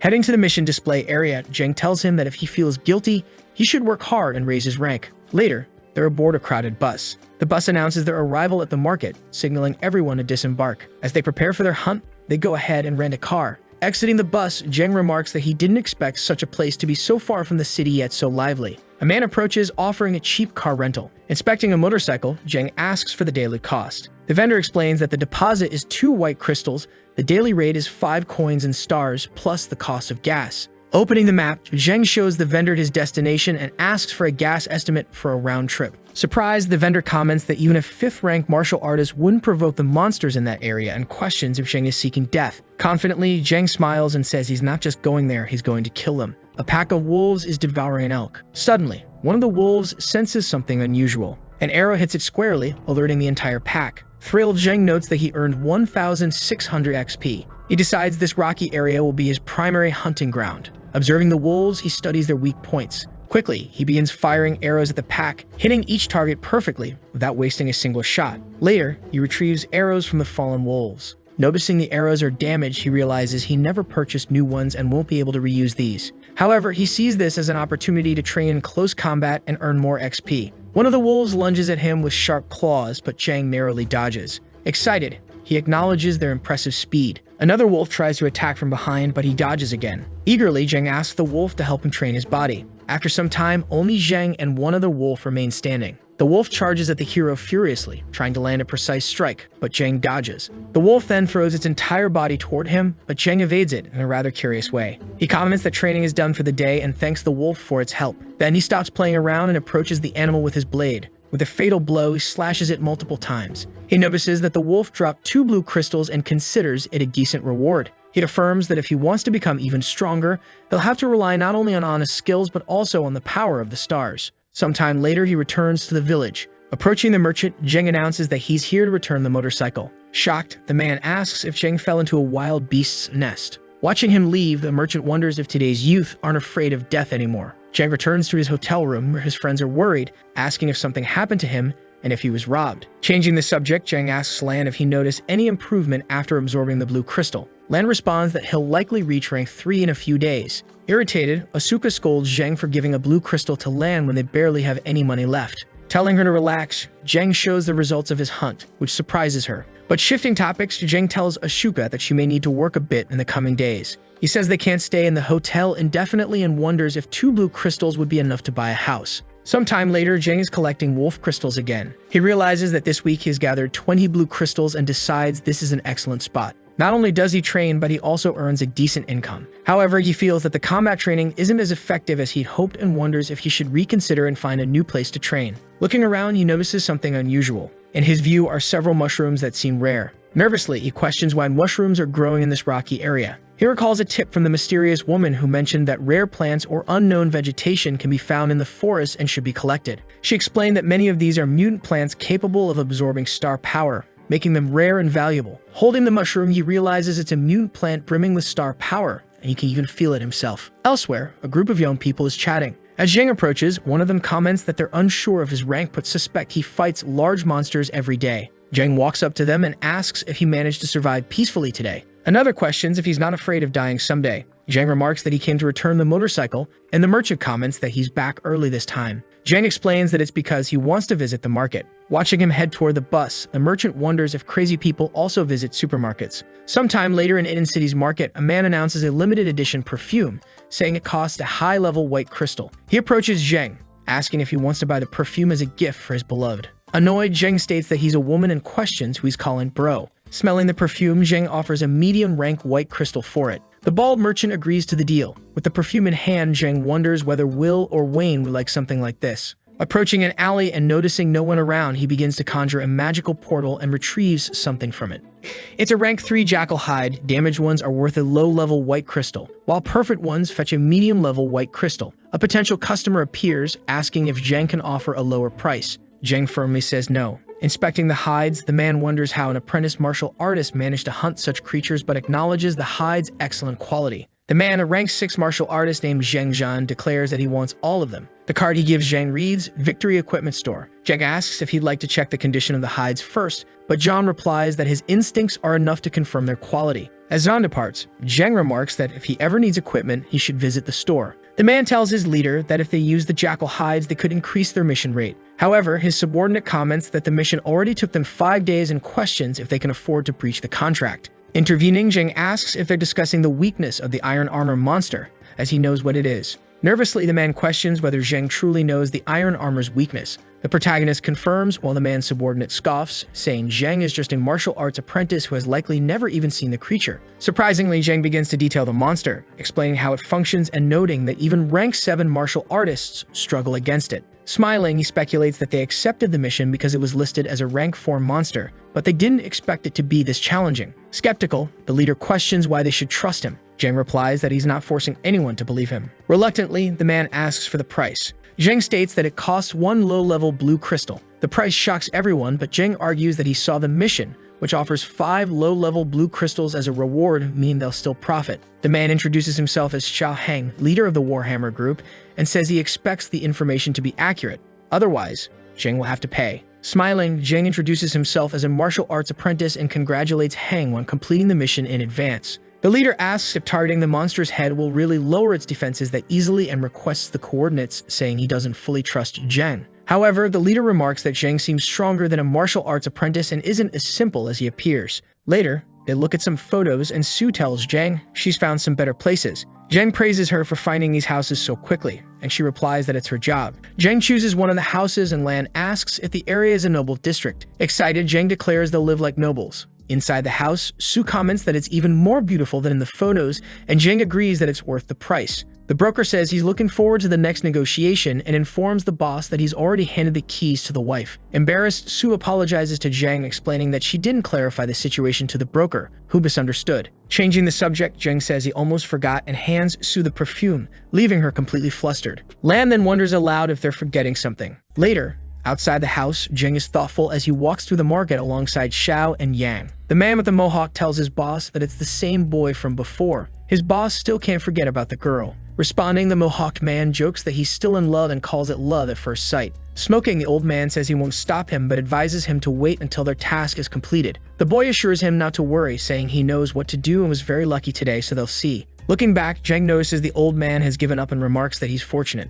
Later, Zhang is riding a motorcycle in a rocky area. Suddenly, spotting something, he brakes abruptly and sees several men who appear to be mercenaries ahead of him. One of the men shouts that the area belongs to the Qianhe gang and warns that if Zhang doesn't want to die, he better leave. This leaves Zhang confused as he has no idea what the man is talking about. Dismounting, he asks what will happen if he says no. The man, placing a hand on his head, asks if a martial arts apprentice has a death wish. Zheng replies that the one wishing for death is the man himself. Their leader Song asks his subordinate if he's sure there are 7 colored mushrooms in the area. The man confirms, saying if not for the mutant jackals, he would have already collected them. Irritated, Song orders his men to kill all the jackals in the area and search thoroughly. The bald subordinate asks if their debt will be settled once they find the mushrooms. Song tells him to move up and says the debt will be cleared if they're found. The bald man responds affirmatively and begins to leave. He understands that even as a rank 4 martial artist, he's nothing compared to Mr. Song.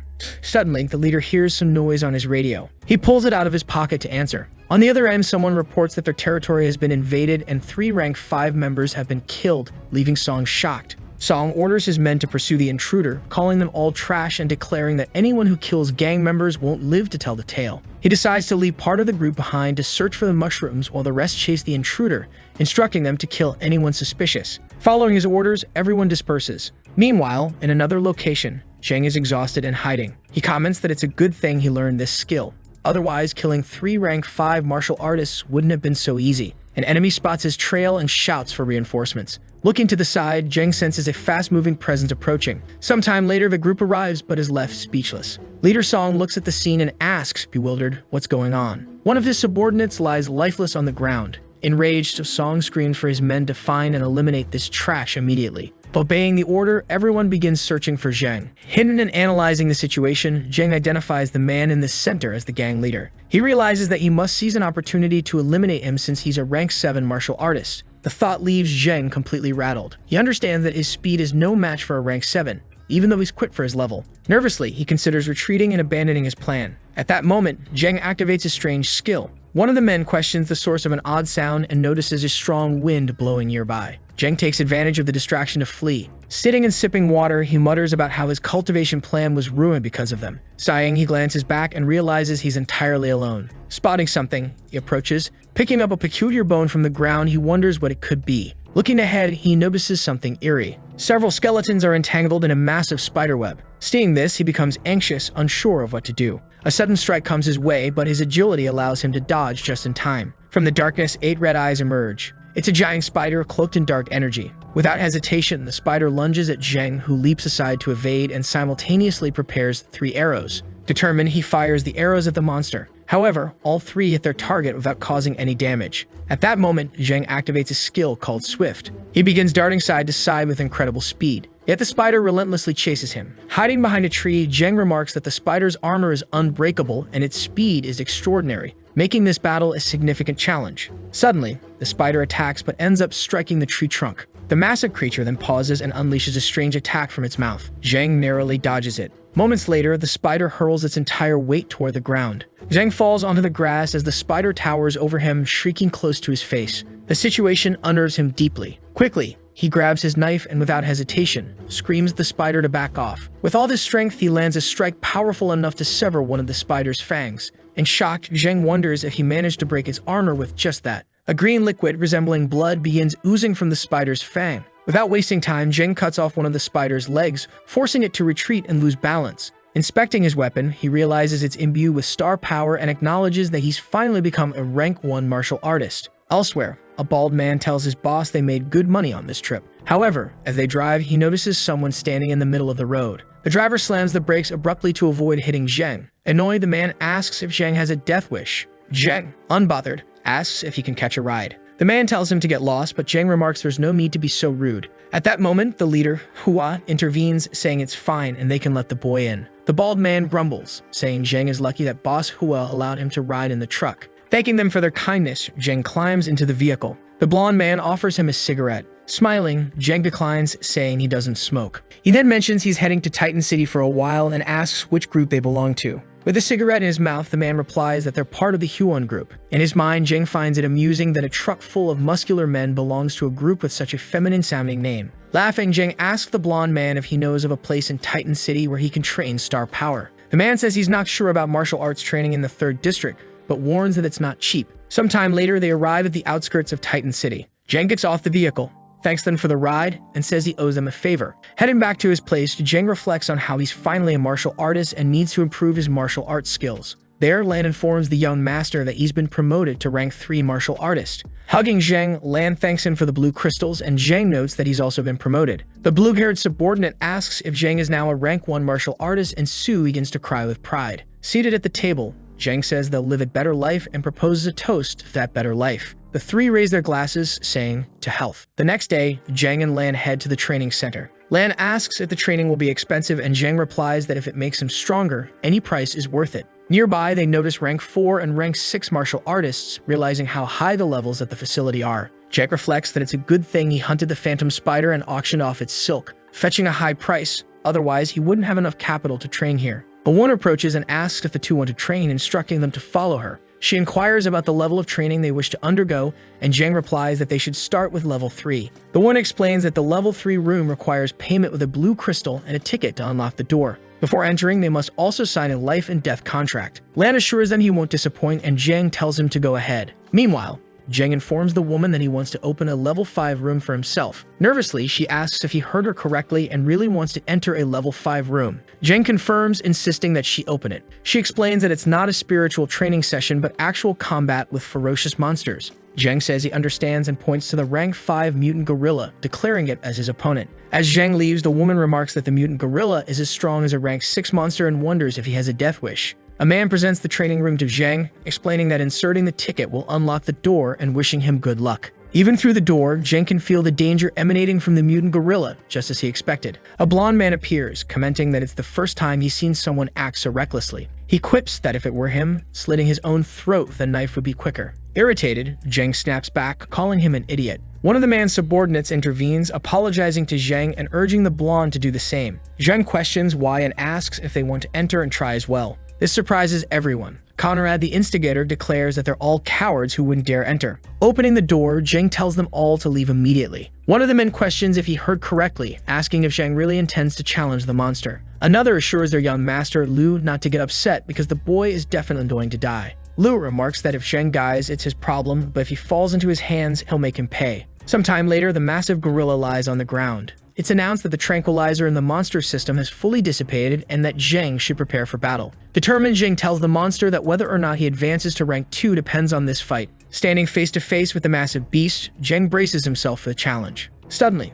the gorilla wakes up and opens its eyes. As it rises, the rank 6 mutant gorilla begins thrashing around. Outside, one of the men remarks that he'd never want to face such a creature in his lifetime. Lu asks the staff why they haven't removed the body yet. Hearing a loud crash, the blonde man jokes that they won't need to since the kid's bones are probably already crushed. Approaching the staff, he requests a copy of the training room recording to enjoy watching it later at home. However, the staff member explains that it won't be possible due to privacy policies. The blonde man dismisses this, stating that dead people don't have privacy. As the sounds from the training room grow louder, the blonde man begins to ask what's going on. His subordinate wonders aloud if the boy might still be alive. 30 minutes pass, and the blonde man starts trembling, asking if he's dreaming. He slaps one of his subordinates, who protests, and the blonde realizes he's definitely awake. Lu questions how a rank 1 martial artist has survived so long against a rank 5 monster. Inside the training room, Zheng is on his knees, panting heavily and visibly exhausted. The gorilla is still standing, but has very low HP. Without hesitation, Zheng rushes toward it. The massive creature swings its fist at him, but Zheng dodges. He counters with a skill called Debone. Suddenly, Zheng realizes he's leveled up. Excited, he celebrates his promotion to rank 2 martial artist. The giant gorilla continues attacking, and Zheng keeps dodging with increasing agility. Above the monster, Zheng uses a stabbing technique called Pierce. Then he finishes with a skill called Overwhelm, striking the gorilla with immense force. The monster roars in pain and collapses to the ground. The system notifies Zheng that he's earned 7,200 XP for defeating the monster. Outside the training room, one of Lu's subordinates tells him the boy must be dead since there's no more noise. At that exact moment, Zheng opens the door. Panicked, the man wonders if he's seeing a ghost. Zheng calmly informs the staff that they can now send someone to clean the room. In shock, the blonde man realizes he was mistaken. If Zheng was only rank 1 before the session, he's now a rank 2 martial artist after a single training session. The onlookers are awestruck by the protagonist's accomplishment. Walking up to the woman, Zheng requests to open a rank 6 training room this time. In front of everyone, he begins selecting his challenge. Holding a green crystal, the woman is amazed by Zheng's courage.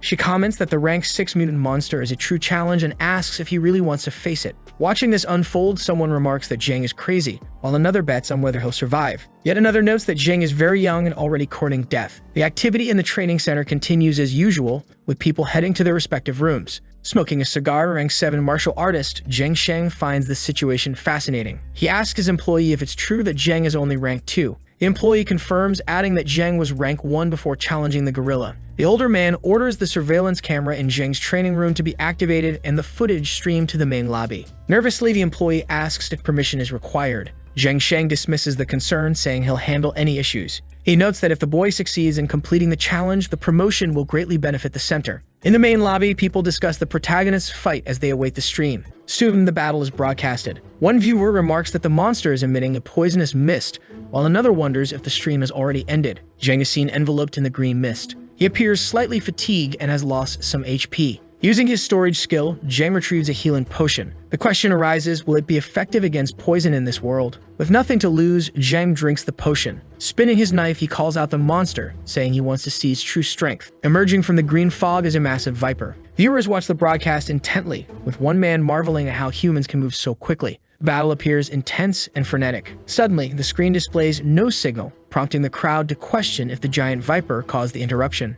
Panting, Zheng mutters that rank 6 is much tougher than he had imagined. Zheng, excited about reaching rank 3, looks back and realizes he needs to find someone to address the issue with the live stream. Outside the training center, everyone sees the no signal message and wonders who won and if the battle is over. A man approaches Zheng, saying his boss wants to see him. Zheng confirms, saying he'd like to meet him as well. Sometime later, Zheng enters the boss's office. He demands an explanation for what happened. The boss snaps his fingers, gesturing for Zheng to calm down. One of his employees brings a glass of water to Zheng. The boss points to a mysterious box covered with cloth. Revealing its contents, he says that, as an apology, today's training fee will be reduced. Additionally, with this card, Zheng will receive a 20% discount on all martial arts training and payments. Zheng sternly warns them not to leak any information about him, and the boss assures him they won't. Standing up, the boss calls Zheng closer and asks if he can pose a personal question. Adjusting his glasses, the boss inquires how Zheng managed to kill the rank 6 viper. Annoyed, Zheng asks why people are so interested in his privacy.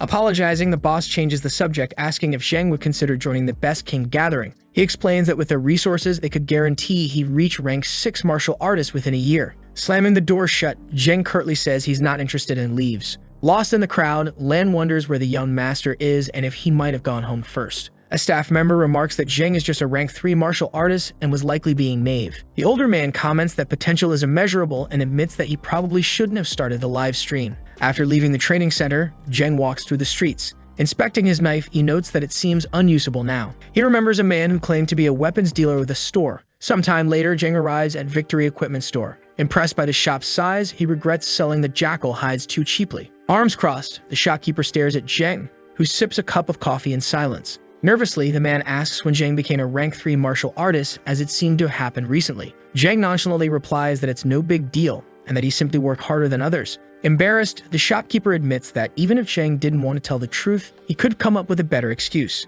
Setting the cup down, Zheng tells the shopkeeper, Chang, that he's here to buy some equipment this time. Chang responds that he might throw in something for free after Zheng makes a purchase. Zheng produces a blue material and asks if Chang would accept it. Stunned, Chang recognizes it as blue spider silk, an excellent material for crafting equipment. Examining it under a magnifying glass, he comments that it's incredibly rare and can only be obtained by killing a rank 6 demon spider. Chang notes that it defies logic for a rank B martial artist to acquire such material. He offers 15 green crystals for the 11 meters of silk, and Zheng agrees to the deal. Laughing enthusiastically, Chang celebrates receiving high-quality material and promises to craft a weapon for Zheng for free. Zheng observes the process and remarks on how ancient the methods seem. Chang explains that items made by machines are typically used by ordinary people, while martial artists' weapons are crafted with a focus on conductivity. He elaborates that conductivity involves channeling star power into weapons, enhancing their combat effectiveness. Chang assures Zheng that with the blue spider silk, he can create a weapon with at least 13% conductivity. He adds that the silk allows him to surpass the legendary Ningashi weapon,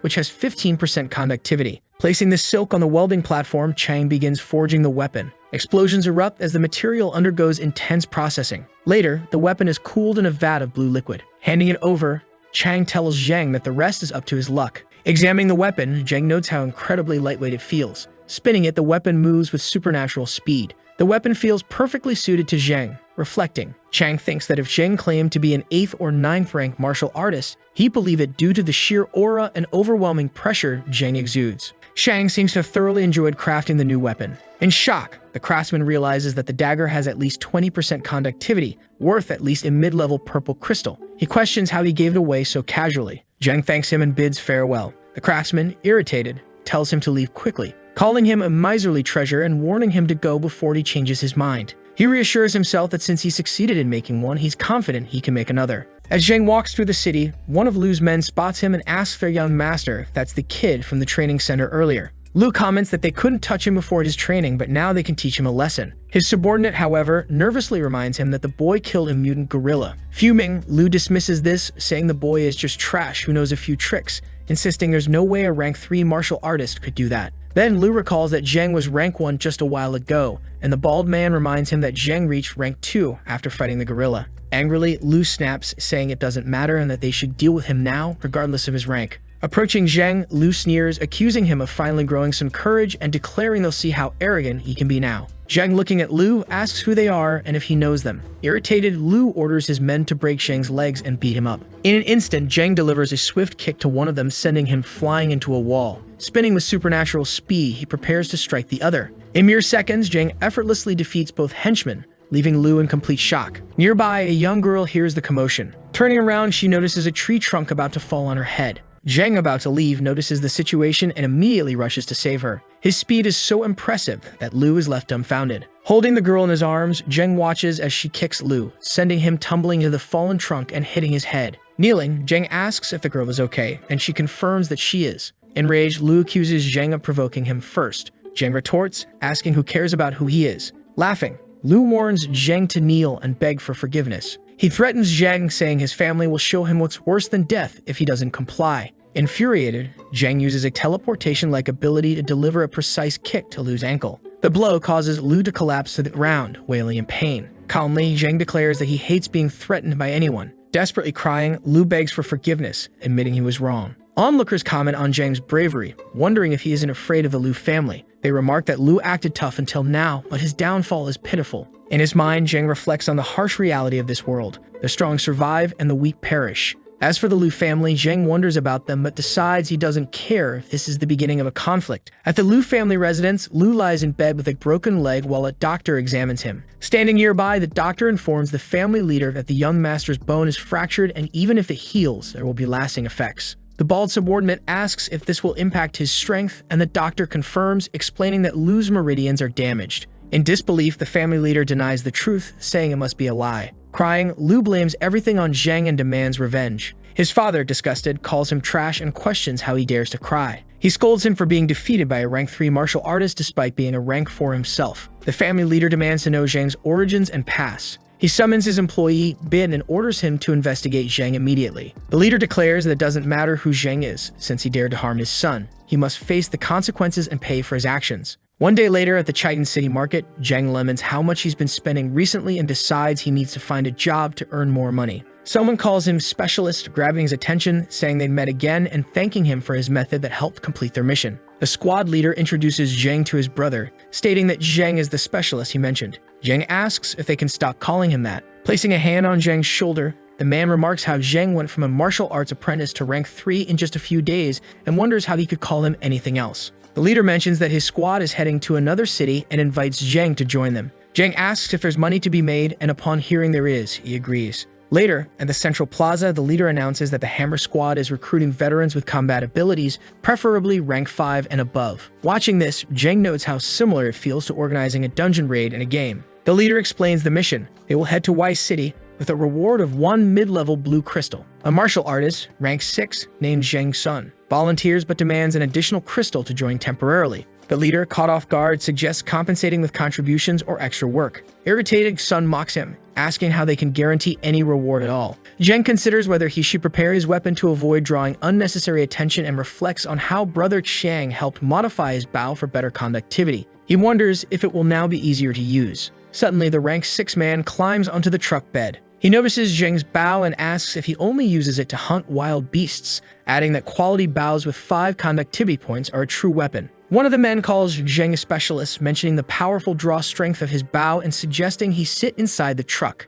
Zheng insists he's fine in the back and that the draw is cooling down. Laughing, the man asks what makes him an elite specialist. Still on the outskirts of Kitten City, Zhang and others are seated in the truck bed. The leader instructs them to wait while he buys supplies. Recognizing some people nearby, Zhang greets them. One man offers him a vial, explaining it's a family remedy he found recently, but doesn't plan to use. The blue-bearded man is shocked, wondering if people are blind for treating Zhang so well despite him being just a rank 3 martial artist. Stretching, he dismisses them as fools and vows to show them what true upper-class power looks like. However, everyone ignores the rank 6 man, leaving him completely baffled. As Zhang leaves, the others lament losing the chance for a safe trip and vow not to return injured this time. Inspecting the vial he received, Zhang notes its limited HP restorative properties, deciding it could be useful in critical moments. The man then advises Zhang to swap it for a proper flask later. Smiling, Zhang says it's just a habit. Some time passes, and the group arrives at the outer construction area of Wei City. Zhang begins his preparations. At that moment, something catches the squad leader's attention. The bald subordinate appears overly eager about the mission. The leader comments that Xiang is reckless and reminds everyone to be cautious.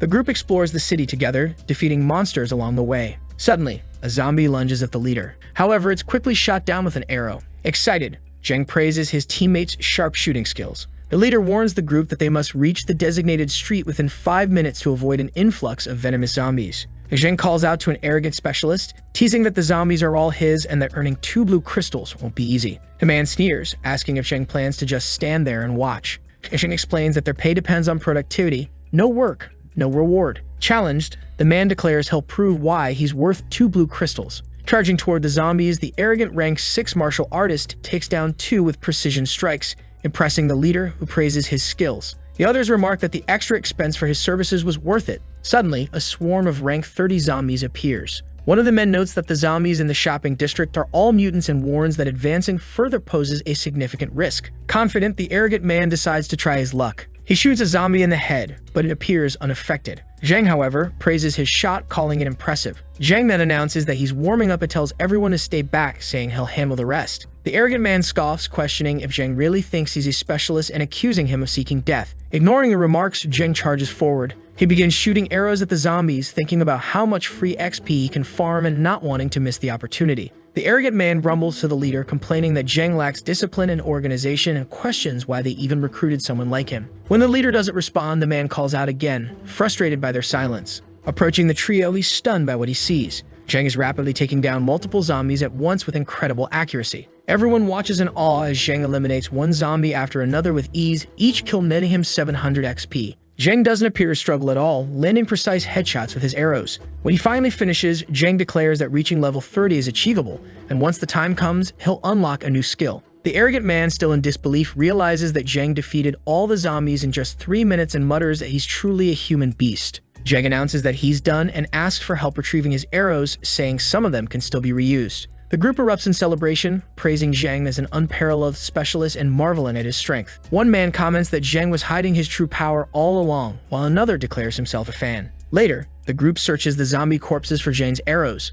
Zhang notices a zombie's body lying on the ground and prepares to finish it off when he spots a blue crystal nearby. Another man sees it too, remarking on Zhang's luck, finding a blue crystal on his first try. Zhang quickly recalls that his brother had also mentioned retrieving arrows, and he shifts focus to that task. The arrogant man begrudgingly helps but internally complains about assisting a rank 3 martial artist in such a menial task. On the road, the leader announces their next stop, the shopping district, which will be their primary hunting ground for the day. He warns his team that driving the cars in will make too much noise and attract venomous zombies. Glancing over, he calls for both specialists to step up. Arms crossed, the arrogant man looks visibly annoyed. Zombies begin to appear on the asphalt. Judging by their appearance, they don't seem to be particularly strong mutants. Handing his bow to someone nearby, Zhang asks them to hold it. Turning to the rank 6 man, Zhang proposes a small duel. The blue-haired man agrees, stating he's not afraid of a challenge. Surprised but amused by his response, Zhang decides to go first, showcasing his superhuman speed. Zhang moves swiftly, landing precise blows to the zombies' faces before they even realize what's happening. He seamlessly shifts positions and delivers a fatal strike to another zombie, marveling at how incredible the system's power is when combined with martial arts. The rank 6 martial artist watches in disbelief, admitting to himself that he's lost the duel. One of the men points out Zhang's weapon to the leader, the dagger he received for free from the merchant. The rank 6 man, Zheng Chun, examines it closely and realizes it's a high-conductivity weapon. He suspects its conductivity is the highest of any weapon he's ever seen and briefly considers obtaining it for himself. However, slapping his forehead, he dismisses the idea, knowing that trying to steal it from someone like Zheng would be as reckless as fighting a rank 7 mutant alone. Frustrated but resolute, Zheng Chun grips his trident tightly and charges at the zombies, yelling for them to die. Then, sometime later, the two are standing and all the zombies fall to the ground. Excited, the hero realizes he just needs one more level. Surprisingly, the arrogant one introduces himself as Zheng Chun. The hero also introduces himself, saying he is actually a true specialist here. But the man tells him not to talk nonsense and not to be so humble, claiming that even a rank 7 leader must be weaker than the boy. One of the men says they are rich this time. Analyzing the situation, the man realizes he shouldn't have been so arrogant and questions why he asked for upfront payment instead of profit from participation. Suddenly, one of the subordinates calls for the leader. Pointing behind them, he says a giant poisonous zombie is coming their way. The monster is indeed massive, and behind it are several smaller zombies. This giant zombie charges forward with great speed. Terrified, the leader orders everyone to get into the car, saying they need to get out of there. He then tells Zhou Zheng to get in the car as well. Determined, Zhao says they should go ahead, as the speed of that thing is faster than the cars and he needs to slow it down to avoid losses. At that moment, he begins to focus. The monster is truly huge and is closing in on the car. Quickly, it hurls the car toward everyone. Furious and with immense strength, Zhu tears all of his clothes and charges forward. Zheng then tells everyone to leave as they will only be a burden to him. The man realizes he underestimated the hero's combat skills. Looking back, he agrees and trusts him, saying they should leave first. The leader tells Zheng they will wait on the road. Two cars start and drive away. Meanwhile, the zombie tries to stomp on the protagonist, but he dodges skillfully. He leaps and declares to the giant that its opponent is him. From a distance, the men report that the zombie has fallen to the ground.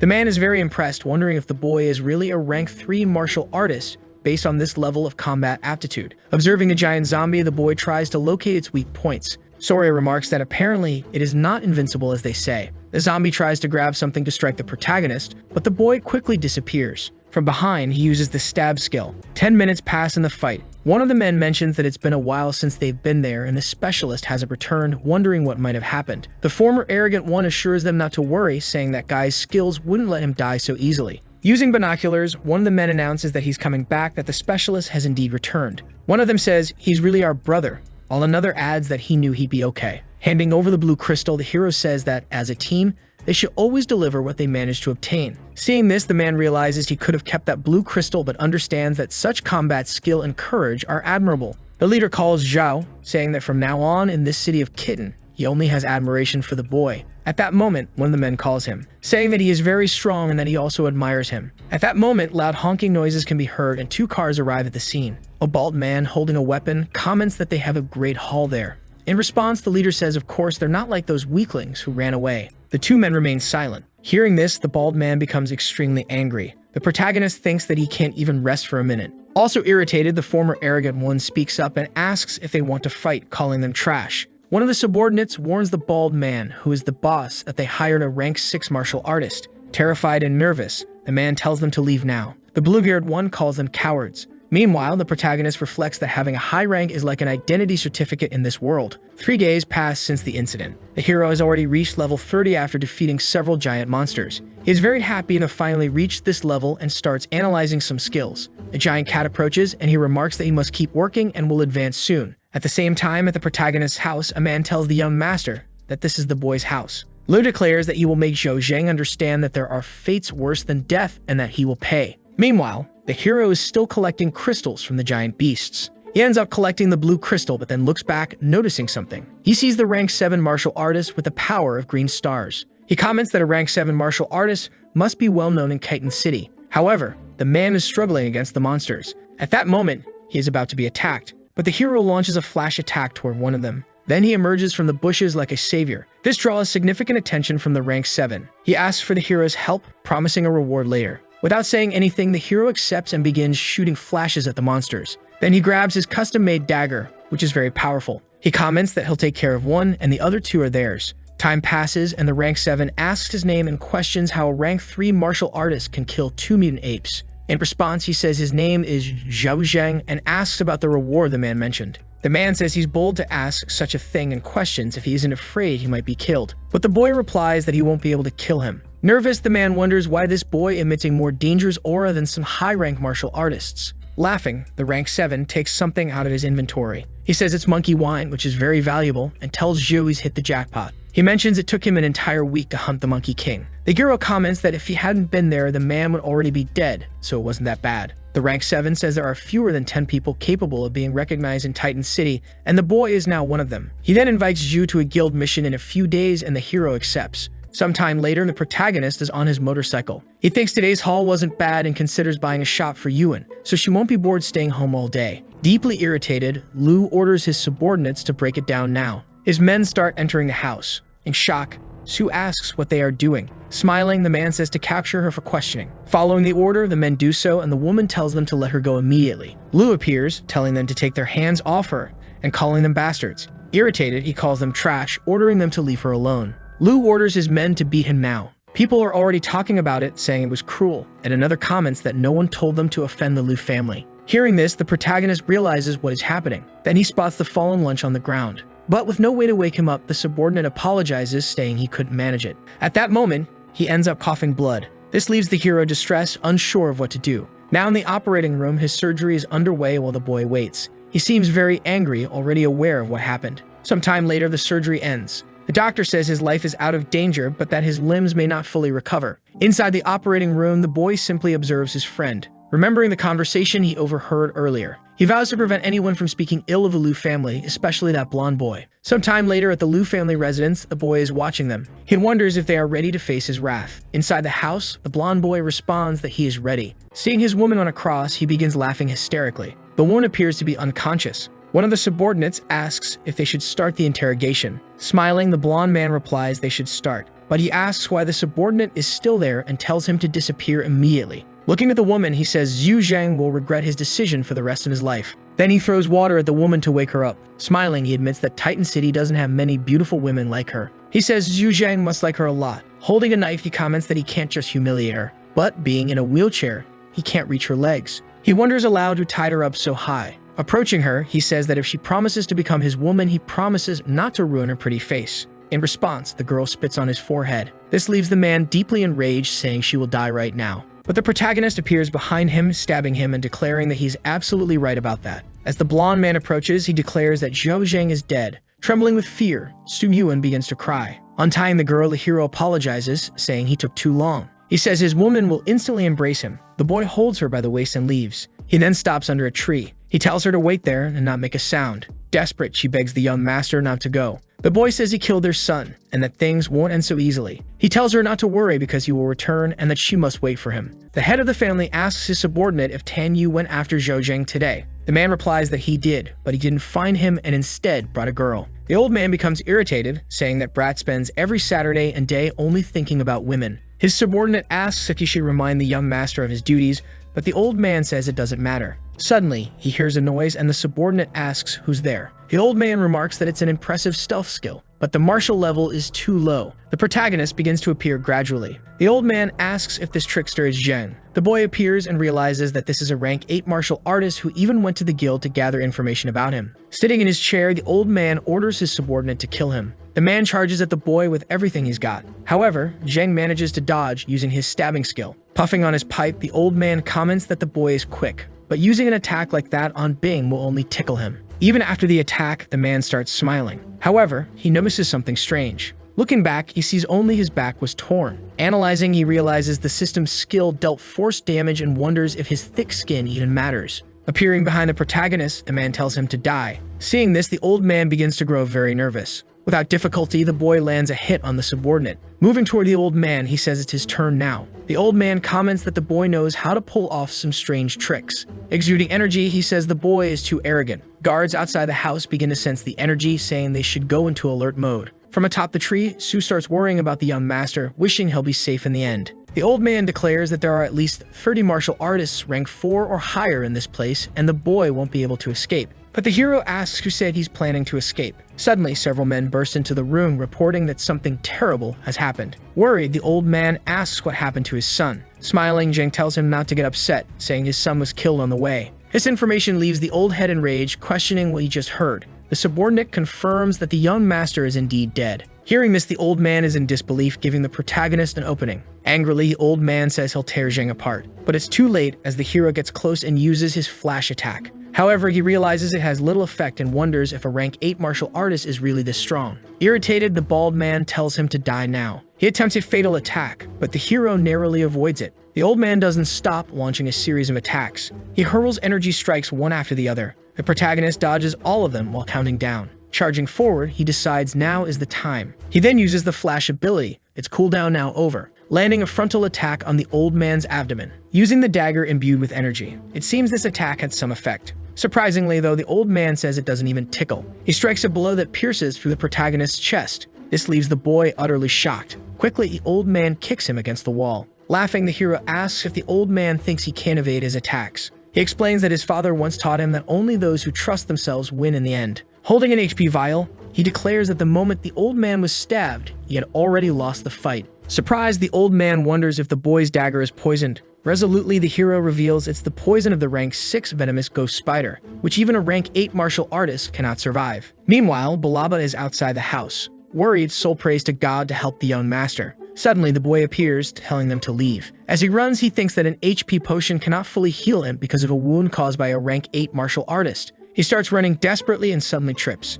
This causes him to lose hold of the girl's hand. Apparently, due to his weakness, he falls to the ground in pain, leaving the girl in despair. At the same time, the subordinate suggests splitting up and searching as he couldn't have gone far. Carrying the man with great difficulty, Soul thinks that the young master shouldn't worry, because this time it will be her turn to protect him. In the director's office, one of the men states the cause of death is poisoning, and another is surprised that a poison could kill someone of rank 8. He comments that it seems someone very interesting has appeared in Chita City. In an isolated area, Soul is with the protagonist, telling the young master to hold on a little longer. She explains she will search for herbs to stop his bleeding. Suddenly, he grabs her arm. He tells her there are medications and bandages in his bag. Hearing this, she retrieves the HP potion from the bag. She then pours it directly onto the hero's wound. He thinks the wound is very deep and that even the HP potion cannot regenerate it quickly. After applying the uncle's remedy, the pain diminishes significantly. Soul then asks the young master how he is feeling. The hero realizes that this time he might need to rest a little. The jeepers are still in the forest and some time passes.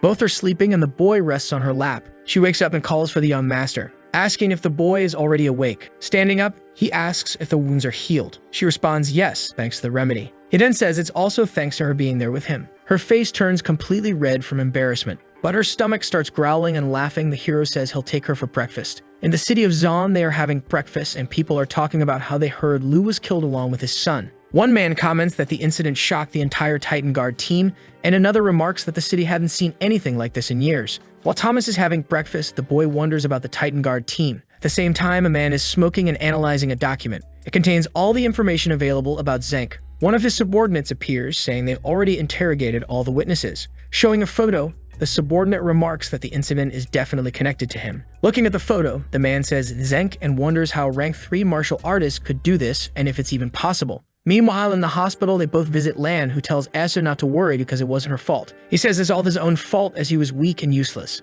With a heavy heart, the boy tells him not to worry, and that he will find a way to heal him. Crying, Asura tells the young master he doesn't have to do this for her. At that moment, a man arrives looking for Zhu Zhang, and another says they are from the Titan Guard team. Without any fear, the boy states his name is Zhu Zhang. One of the guards says he must have seen these people before, so the protagonist suggests they talk outside. Lan asks Asura what is going on, and the girl replies that everything is fine and that the young master said it's fine. Lan asks what she is talking about, but the girl quickly changes the subject. The hero bids farewell, telling them to take care and that if they need help with the investigation, he is willing to cooperate with double the effort. As they leave, one of the men asks the leader why all the evidence points to the boy, yet they haven't arrested him. The leader explains that people call this rank 3 martial artist rational and he defeated someone of rank 8. He asks if anyone would believe that story. He adds that Lu is already dead, and it's not worth provoking such a terrifying person over a dead man. The man then asks how they should write the report, and the leader replies that Lu accidentally ate a poisonous plant and died. Back with the merchant, he resumes analyzing what the boy brought with a magnifying glass. He comments that it's a rank 6 viper skin in perfect condition. The merchant notes that with this viper skin, the boy has helped solve a major problem. He orders his men to bring the materials and give his brother the highest market price. The protagonist then asks if he knows who the best doctor in the city is. Hearing this, Shang becomes nervous and asks if the boy is injured. The boy responds no, but one of his friends had their limbs broken from a beating. Furious, Shang demands to know which bastard did this to harm his brother's people and promises to teach that trash a lesson. The boy explains he already dealt with it himself, but his friend's injury still hasn't been treated. Thinking, Shang says the best doctor in Titan City must be the Medicine King. Sometime later at the Medicine King's hospital, the boy notices a lot of people, and his friend says he managed to help, but it wasn't easy. He points out that the man sitting there has the surname Wang and is a disciple of the Medicine King, skilled in both Western and Chinese medicine. The man asks the boy if there's a problem. The boy explains that his friend's injury is a bit complicated and he wishes to see Elder Fan. In response, the man says that if his master is to help, the condition won't just be about money. He tells the boy to go back where he came from, as a rank 3 martial artist won't be able to find the herb his master needs. The Medicine King seems surprised that this is the only condition. The man then explains that the herb is located in the level 5 mutant monster area and asks if the boy thinks he can manage it. Shang suggests to his brother that they know other good doctors and should look for someone else. Zheng interrupts, saying he wants to take a walk and Shang should handle his own affairs without accompanying him. Shaking his hand, Zheng tells him to find him if he needs anything. Standing by the wall, the boy remarks that it must be the hospital's backyard. Suddenly, he starts running. He decides to jump over the hospital wall. He lands on the ground without any difficulty. He notices someone nearby tending to flowers. It's Fan Qi, a rank 8 martial artist. The boy is surprised to learn that the Medicine King is a martial artist of such a level. The man comments that he's old, can barely bend down, and his back always aches. He then asks how long the boy has been standing there and if he has a request. Jane explains that his friend has a fracture and Fan asks if he knows the condition for receiving help. The boy responds that as long as he can find the herb requested, he's willing to help. Fan notes that his friend has a comminuted fracture and will need 2 skeleton herbs. Not understanding, the boy asks about these skeleton herbs, but then he says he understands. Sometime later, at the Martial Artists Association, the boy is researching skeleton herbs. The price of one is equivalent to a low-grade purple crystal and can be found in the Poison Mist area. Sometime later, in the Poison Mist forest, the hero rides his motorcycle through the area. He parks and begins searching for the herb while drinking his HP potion. One man is shocked that he entered so recklessly, while another comments that he must have a death wish. Not sensing much danger, the boy ventures deeper into the forest. Noticing several monsters, he remarks that there's plenty of XP here, but reminds himself he's mainly here for the herbs. Hearing a noise to the side, he turns. It's a level 6 venomous snake, which piques his curiosity. He sees a small entrance that looks like a cave. His instincts tell him there are good things inside. Without hesitation, he enters the mysterious cave. Inside, he discovers a creature. He throws a shiny object to illuminate the area. It reveals giant snakes with several different heads. Near them lies the herb he's been searching for. Observing, he confirms the skeleton herb is there, but realizes this venomous snake won't be easy to deal with. The Star Wielder throws a stone at a wall. He then prepares to use his skill and moves toward the herbs. He gets very close to grabbing one, but seeing this, one of the snakes notices and tries to attack him. Dodging, he comments that if it doesn't want to give up the herb, it can't blame him for killing it. He strikes one of the snakes. The other starts spraying venom, showing intense rage, putting him on high alert. Demonstrating incredible agility, he dodges an attack. One of the snake's tails strikes him, throwing him against the wall. Crouching, he remarks that the hit was very powerful. The giant snakes seem completely out of control. Nervously, he wonders if in any game this wouldn't count as a bug. He uses his skill to retrieve something from his inventory. He comments that he hasn't forgotten the days when he used bugs to grind. Panting after defeating the snake, he says that it's finally dead. It was a snake with several enormous heads. Excited and smiling, he says it's finally over. Deciding to collect XP from the giant monster, he levels up directly to level 33. This time, hitting the jackpot, he hadn't expected to find a green crystal in each snake head. However, he remembers the skeleton herbs, which are more important. He recalls that he needs to take them to the doctor. Elsewhere in the forest, other people are battling a giant snake with only one head. One of them begins to flee desperately to avoid death. However, the snake devours him with ease. This is the rank 7 mutant Viper King. One of the men curses, saying that it has managed to evolve. Inside the cave, the protagonist hears the monster's roar. He wonders what that sound is and if the forest has a boss monster. One of the men tells the others not to be afraid, to stay calm, and to attack together. However, the plan falls apart as the snake attacks first. One of the men runs toward his colleague for protection and says the other is injured. He insists that if they are to follow this creature, they must avenge their brothers. Leaving the cave, the boy remarks that he has 5 herbs, each worth a purple crystal. He comments that he's made huge profits this time, but he notices something strange ahead of him. It's the rank 7 Viper King, now low on HP. The boy comments that it's seeking its death. He uses the flash skill to finish it with a single strike. A loud crash echoes through the forest. A man emerges from the bushes, asking what just happened. He then demands to know who the bastard responsible is. Back on his motorcycle, the boy wonders if his brother Shang might also be interested in this snake. Sometime later, he visits the Medicine King. The doctor asks the boy to knock next time. Surprising him, Zheng shows the skeleton herb and asks if this is what he wanted. Smiling, the old man confirms it is. He remarks that he never expected the boy to get his hands on it. He asks if the boy knows how precious the herb is. Zheng replies that he doesn't know if it's precious, but it's time for the doctor to fulfill his promise. Sometime later at the hospital, the doctor examines Lan and notes that whoever injured his arm was very brutal. But he adds that fortunately they have the skeleton herb, and without it, this type of injury couldn't be treated. Half an hour passes and the doctor tells Lan that he has a great friend. In a week, he says, they'll witness a miracle. Zheng Ai thanks Elder Fan for saving Lan, but the man says he's being called Elder too quickly. Smiling, the boy says he's already paid the medical fee, so they owe each other nothing. The old man jokes that next time Zheng shouldn't look for lessons here. At that moment, the blue-haired boy apologizes to the young master for causing trouble again. The hero reassures him, saying that if someone were pulled into danger and seriously injured, he too would look for ways to help. Quickly, Lan responds, saying yes, even if it cost his life, they would save him. Smiling, Zheng Ai explains that it's also natural for him to save Lan because it's his duty since they're family. Crying, the boy vows to cultivate diligently in the future to prevent such things from happening again. Suddenly, Zheng's communicator starts ringing. Picking it up, he realizes it's the martial arts guild communicator he received upon registering. On the other end, someone introduces herself as Yuzheng Xiao Kai. She reminds him of the mission she mentioned earlier and asks if he's coming, warning that this mission is extremely dangerous. At Chang Zheng's weapon shop, he sees several shurikens and becomes excited. He asks his friend how many shurikens he has. The friend replies that there are 100, which impresses Zheng, who says he'll take them all and requests some throwing knives as well. The shopkeeper says that won't be a problem. Sometime later at the Nine Rings Star Crown Hotel, several men are gathered and talking. This is Zheng Hu, a rank 8 martial artist, who remarks that he's heard a rank 3 will be joining the group this time. This is Liu Qianjun, rank 8, who says he trusts Zheng Qi's judgment and wouldn't have invited Li to join them. Zheng then arrives, apologizing for the delay. One of his colleagues asks if he's advanced to rank 8, and the leader confirms, saying he broke through recently. Another remarks that this means the mission's success rate will be much higher this time. The operations commander has been talking about a rank 3 martial artist he found strong enough for the mission, who is already over 8 hours late and still hasn't arrived. However, the leader points to the boy, saying he's right there. One of the subordinates comments that whether or not he's strong, they can test him later. Introducing him, the leader says this is their last team member. Zheng introduces himself, saying his name is Zhu Zheng. The man introduces himself as Zheng Hu and says he's heard many compliments about him. However, the boy ignores him, prompting Zheng Hu to wonder if he's being looked down upon.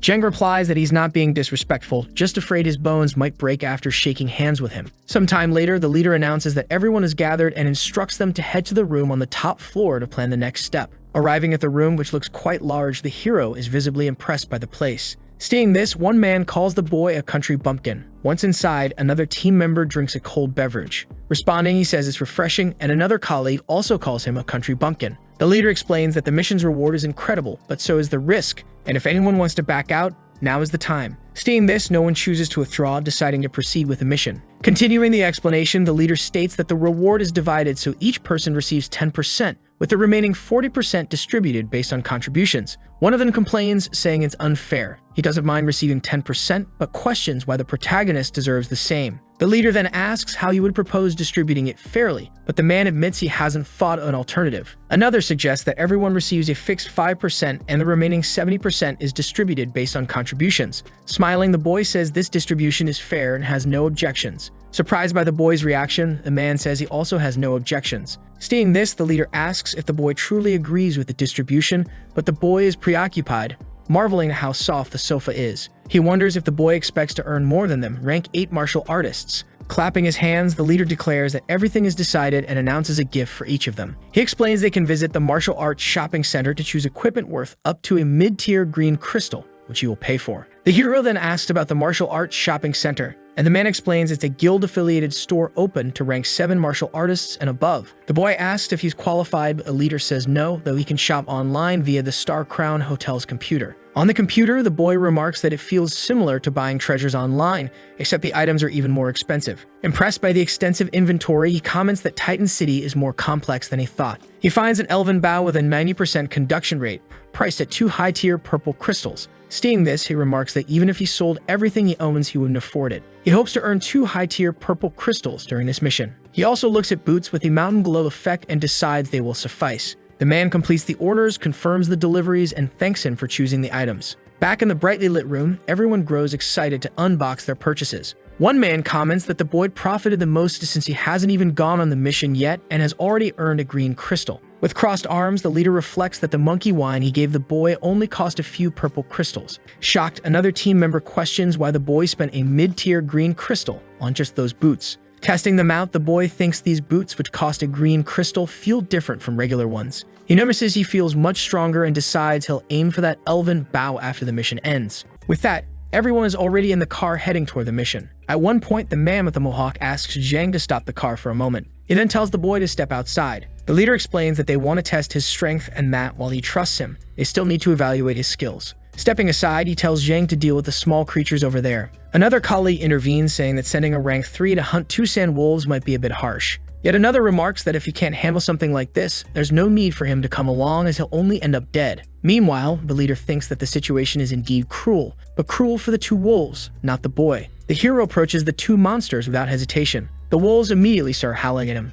Losing sight of the boy, the man with the mohawk says it's a pack of sand wolves and suggests they bring Zhang back. However, the leader interrupts, telling him to stand down. He remarks that this is a test and questions whether a pack is more convincing than just 2 wolves. A group of wolves stands before Zhang, ready to attack. With a cold gaze, Zhang positions himself to attack with his bow and arrow. Seeing this, the leader eagerly watches to see what will happen. The entire wolf pack charges at once. The hero fires his arrows, landing a fatal shot on each wolf. He remarks that his skills aren't so rusty after all. Witnessing this, everyone in the group is left speechless, except for the leader who had expected this level of skill. The group in the car can't believe what they've just seen. Shocked, the man with the mohawk asks what Zhang ate to grow so strong, commenting that people like him make normal folks lose their jobs. Some time passes, and they're still in the car heading toward the mission. The leader announces that they've entered the outer area of the red zone and must prepare for the task ahead. At the sound of movement, they climb onto the sunroof. Positioning a long-range weapon, they prepare to fire. They shoot several rounds at a giant bird. The bird quickly retreats, fleeing the area. The leader warns everyone to stay alert as they're entering the mutant red zone. Afterward, they enter the forest and park the cars. Looking at his tablet, the leader notes the target is 50 kilometers away. He reminds everyone to stay vigilant while passing through the red zone. Zhang advises them to wait because there are monsters nearby. The men claim they can't sense anything and think Zhang is joking. However, the hero tells them to trust Merrick and prepare for battle. He then shoots an arrow into the sky, startling everyone. Suddenly, a monster emerges from the bushes. The leader warns them to be cautious, identifying it as a level 8 forest leopard. Apparently, this leopard isn't here to play around. It immediately prepares to attack. Charging at the group without hesitation, Jumo intercepts, blocking the strike and declaring that if the leopard wants to go anywhere, it'll have to defeat him first. The group moves in to assist their colleague. They quickly land several blows on the beast. These strikes inflict significant damage. The beast roars in pain. However, it isn't defeated and becomes even more aggressive. It charges at the man, attacking with even greater force. Now inches from his head, it's about to bite him. Suddenly, the leader steps in, calming the beast.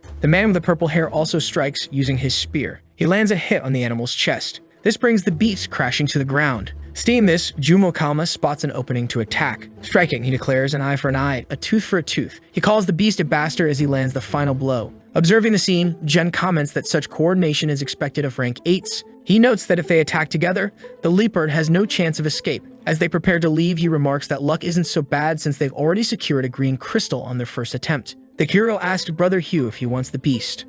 Hugh replies that he doesn't. It's heavy and reeks. He adds that the smell of blood will only attract more monsters. Zheng decides to take it himself, reasoning that the organs of a level 8 beast can be sold for a good price. He jokes that ever since he set his sights on that elven bow, he started to become a scavenger. Sometime later, the group continues deeper into the forest. The leader comments that there are still 7 layers ahead and that they must hold on. The man with the mohawk says that once this mission is over, he plans to drink for an entire week. His colleague corrects him, reminding him to focus on the mission first. He adds that they are challenging the rank 9 pterosaur, the wind god. Another teammate mentions that this creature caused trouble in Titan City and was driven away by a rank 9 martial artist. Zhang, confused, wonders what's going on and why he's had a strange feeling ever since entering this place. Looking to the side, he notices several skulls in the area. Taking in his surroundings, he starts to feel uneasy. He realizes that many skeletons are tangled in vines. Shocked, he says this is bad news. He warns the group to be careful. However, the vines quickly ensnare them. These vines seem to have a visible HP bar. One vine attempts to strike a man who narrowly dodges. The man with the mohawk questions what this thing is and why it's so strong. His colleague steps in, saying he'll help. He delivers a direct blow to the vine. He remarks that it's incredibly tough and, given the circumstances, prepares to use his skill, charging in full force. Amazingly, he manages to cut the vines into several pieces. He notes that these things are tough to handle, and his colleague agrees, saying they need to free the leader and others first. They're trapped in the vines above the protagonist. Zhang observes that attacking the vines reveals their HP bar and notes there must be a weak point. Analyzing the vines, he identifies their weak spots on the surrounding trees. He fires an circ flash at one of the trees. He tells the team to leave it to him. Hearing this, two men become anxious, but the protagonist insists, asking them to trust him. He continues firing 3 flashes at the tree trunks. After taking multiple hits, the vine's HP drops significantly. After defeating the vines, he gains 500 XP and is surprised by the amount. During the battle, he shoots at several trees. He continues firing multiple shots at each target. When his teammates see this, they are astonished. They begin freeing the leader and another person from the vines. Frustrated, the leader says he'll cut and burn all of them. A subordinate remarks that he doesn't need to do that. Pointing to the protagonist, he says it's already over. They announce their relief, saying they leveled up to 34. All the vines and trees are defeated. The man with the mohawk finds something special and identifies it as the Dragon Ring of Zhongli Shui, a divine weapon with 20% conduction. Another teammate comments that he never thought one of the best rank 8s would have died here. His colleague notes that many people likely came here to hunt such treasures, only to lose their lives. The leader remarks that, if not for Zheng, he and his colleagues would have met the same fate. One of the men thanks Zheng, calling him brother. Shaking hands, Zheng replies that they're a team, so there's no need to thank him. Laughing, the man with the mohawk hugs him, saying he's amazing. From now on, he declares they'll be brothers through life and death. After all this, they head toward the main objective. Rocks begin falling from a towering red mountain. The men note how loud the noise is, and the leader says the source is still far away. Using binoculars, they spot the creature they've been searching for. One man notes that, as the intel suggested, the monster's wings are injured. The bowl-cut teammate says he wants to test the monster's offensive power. The leader instructs Zheng Hu to assist Qian. Aiming, Qian declares that his caliber 10 sniper rifle will be enough to stop the beast. He then charges at the monster, striking its wing directly with his sword. However, the attack has no effect and the monster is about to retaliate. Providing cover, the man with the mohawk fires his sniper rifle. The shot lands directly where the monster was about to strike. Feeling the hit, the monster lets out a pained roar. Qian backs away due to the ear-splitting cry. They stand face to face with the fallen beast lying between them. The mythical monster begins flapping its massive wings. It then flies toward another area. The man with the mohawk manages to dodge but notices something strange. The monster directly attacks him, hitting him with a powerful blow. After taking the impact, he drops to his knees. The leader steps forward, telling everyone to attack together. The Charizard-like monster starts building up fiery energy in its mouth. One of the team members remarks that this creature is extremely strong and seemingly has no weaknesses. Analyzing the situation, Zheng realizes he can now discern its weak points. The monster continues spewing fire like Charizard. The man with the mohawk raises a shield. Another teammate asks the leader what they should do now, knowing they can't get close to it. Frustrated, the leader wonders if they should just retreat. Zheng speculates that the monster may be burning its life force as a price for its power. He believes the right positioning can cause critical damage and begins attempting to pinpoint its weak spots. Desperate, the leader says they have no choice but to pull back for now. Suddenly, Zheng sprints toward the monster. Using his flash ability, he closes the distance quickly. He lands a precise, powerful strike on its chest. Following up, he uses the resound ability. The monster, now writhing in pain from the strong damage, grows even more enraged and charges at the hero. Seeing this, his teammates worry aloud, convinced he can't evade the incoming attack. Focused on the battle,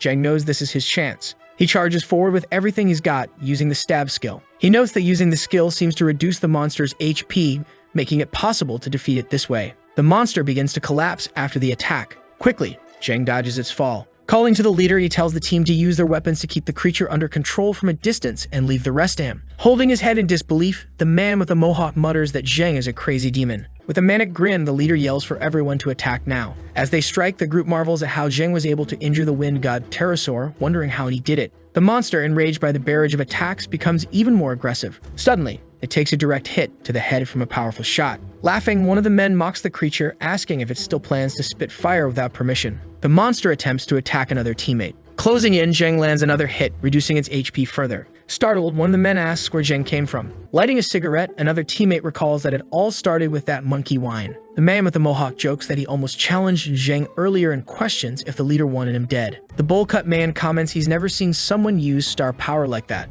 After taking a blow to the head, the monster rises again. Running toward the team, Zheng warns everyone to scatter, as the beast is about to enter chase mode. The dinosaur starts spewing even more fire into the air. The group realizes what's happening, but Zheng explains that the creature must have internal injuries and will eventually bleed out. Half an hour passes. As Zheng predicted, the monster collapses to the ground with its HP depleted. Zheng levels up to 35. Now at this level, he can finally learn the skill he's been aiming for. He looks over the main thief abilities. the capacity for self-exportation and entering stealth mode. The leader instructs Ling to collect the body, Ahu to prepare the dismantling, and the rest to assist with the process. At this point, one of the warriors approaches the monster to dismantle it. However, his knife breaks after the first strike. He questions why this thing is so tough. His colleague explains he just needs to use star power. Excited, the man exclaims they're rich and notes it's only human to forget that something like this is worth a green crystal. However, another comments that a green crystal is nothing, they have a purple crystal right here. The leader remarks that if he hadn't seen it with his own eyes, he'd never have believed a rank 3 martial artist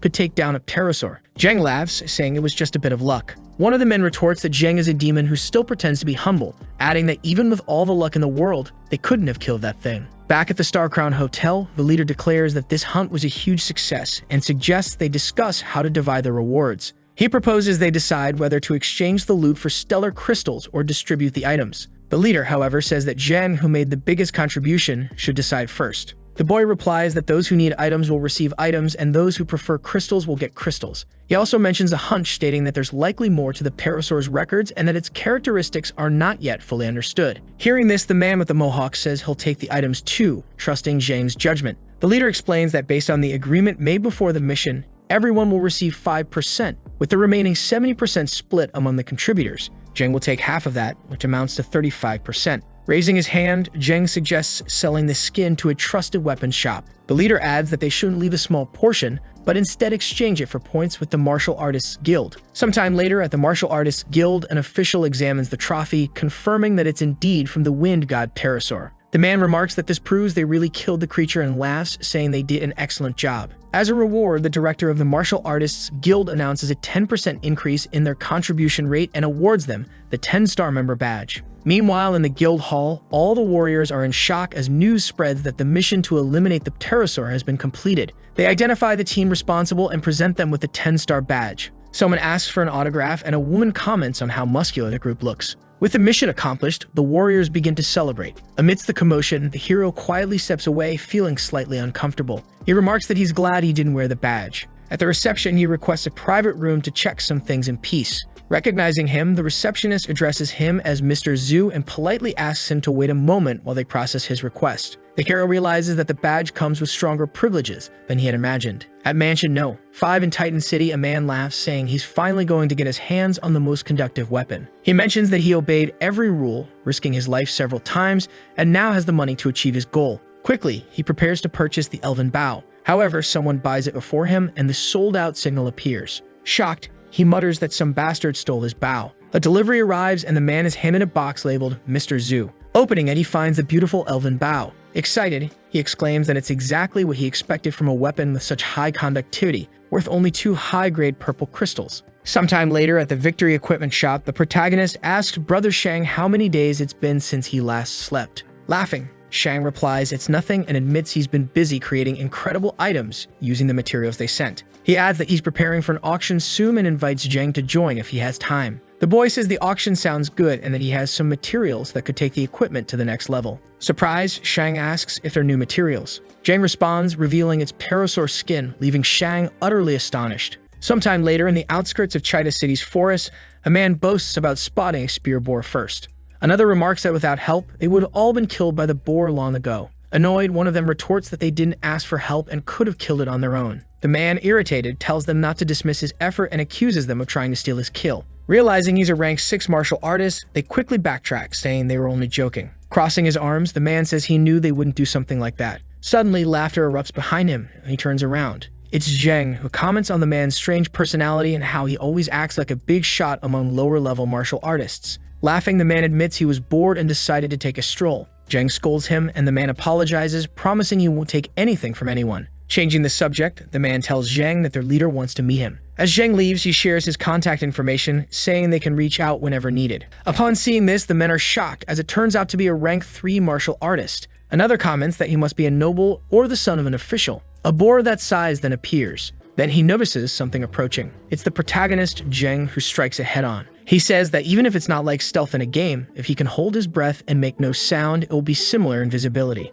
Looking at his phone, he notes that there are still a few kilometers to the Black Monkey area. The man tells them to move quickly and stay within the area. This group is called the Red Tripod. Upon seeing this, the hero realizes he went in the wrong direction. However, checking his tablet, he sees that he is in the right place and that his target must be deeper into the forest. He quickly uses the stealth ability to hide, walking among the people unnoticed. Several giant monkeys appear. One of the men comments that these creatures are here again and that they need to stop them. Observing, the protagonist understands that the black monkey territory must be just ahead, and that this red tripod group is not so simple, possessing strong martial arts. As he leaves, he remarks that this group of monkeys works excellently as a team, so there must be a monkey king leading them. After some time, 2 hours pass, and the boy says he has finally grasped stealth, and now needs to try advancing to rank 4. Suddenly, he starts hearing many noises and comments that they are loud. The one hearing the noise is a monkey that strongly resembles the Monkey King. Using the stealth ability to get closer, the boy confirms that there really is a Monkey King in this place. He notes that there are many monkeys here, and that killing the Monkey King will be very difficult. However, he notices something strange.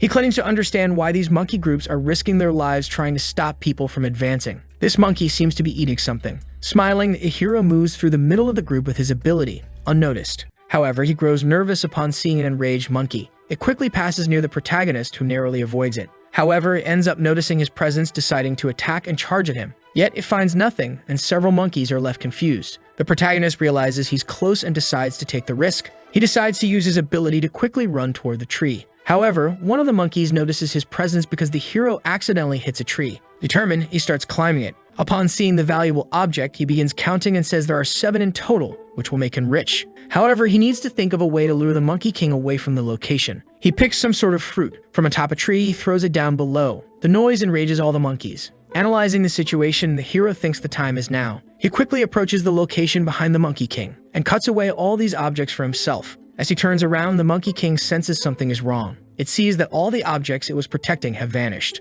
Deeply enraged, it starts hitting itself. A powerful sonic wave begins emanating from the monster's noise, hindering the protagonist. One of the monkeys approaches him. However, it ends up ignoring him. He notices that all the monkeys are ignoring him and doesn't understand what's happening. Still, the Monkey King issues his orders. At that moment, Zheng decides to flee with all his might. He uses the flash ability to escape quickly without being noticed. At this moment, the Monkey King uses some sort of ability, firing some kind of laser cannon or flame at the ground. It is consumed by rage, ready for revenge. It then confronts the hero in hand-to-hand combat. The hero positions himself to fight. Hearing the sound of men, he alerts them that a terrifying roar has been emitted. Another comments that dawn has broken and that the beast is leaving. The Monkey King is charging in a fury, devastating everything nearby. The protagonist narrowly escapes. Slightly exhausted, he apologizes for leading the Monkey King to them. As he walks, he notices something strange. Suddenly, he realizes he has become a rank 4 martial artist, which makes him very happy. The men tell each other not to panic and to enter the car in an orderly manner.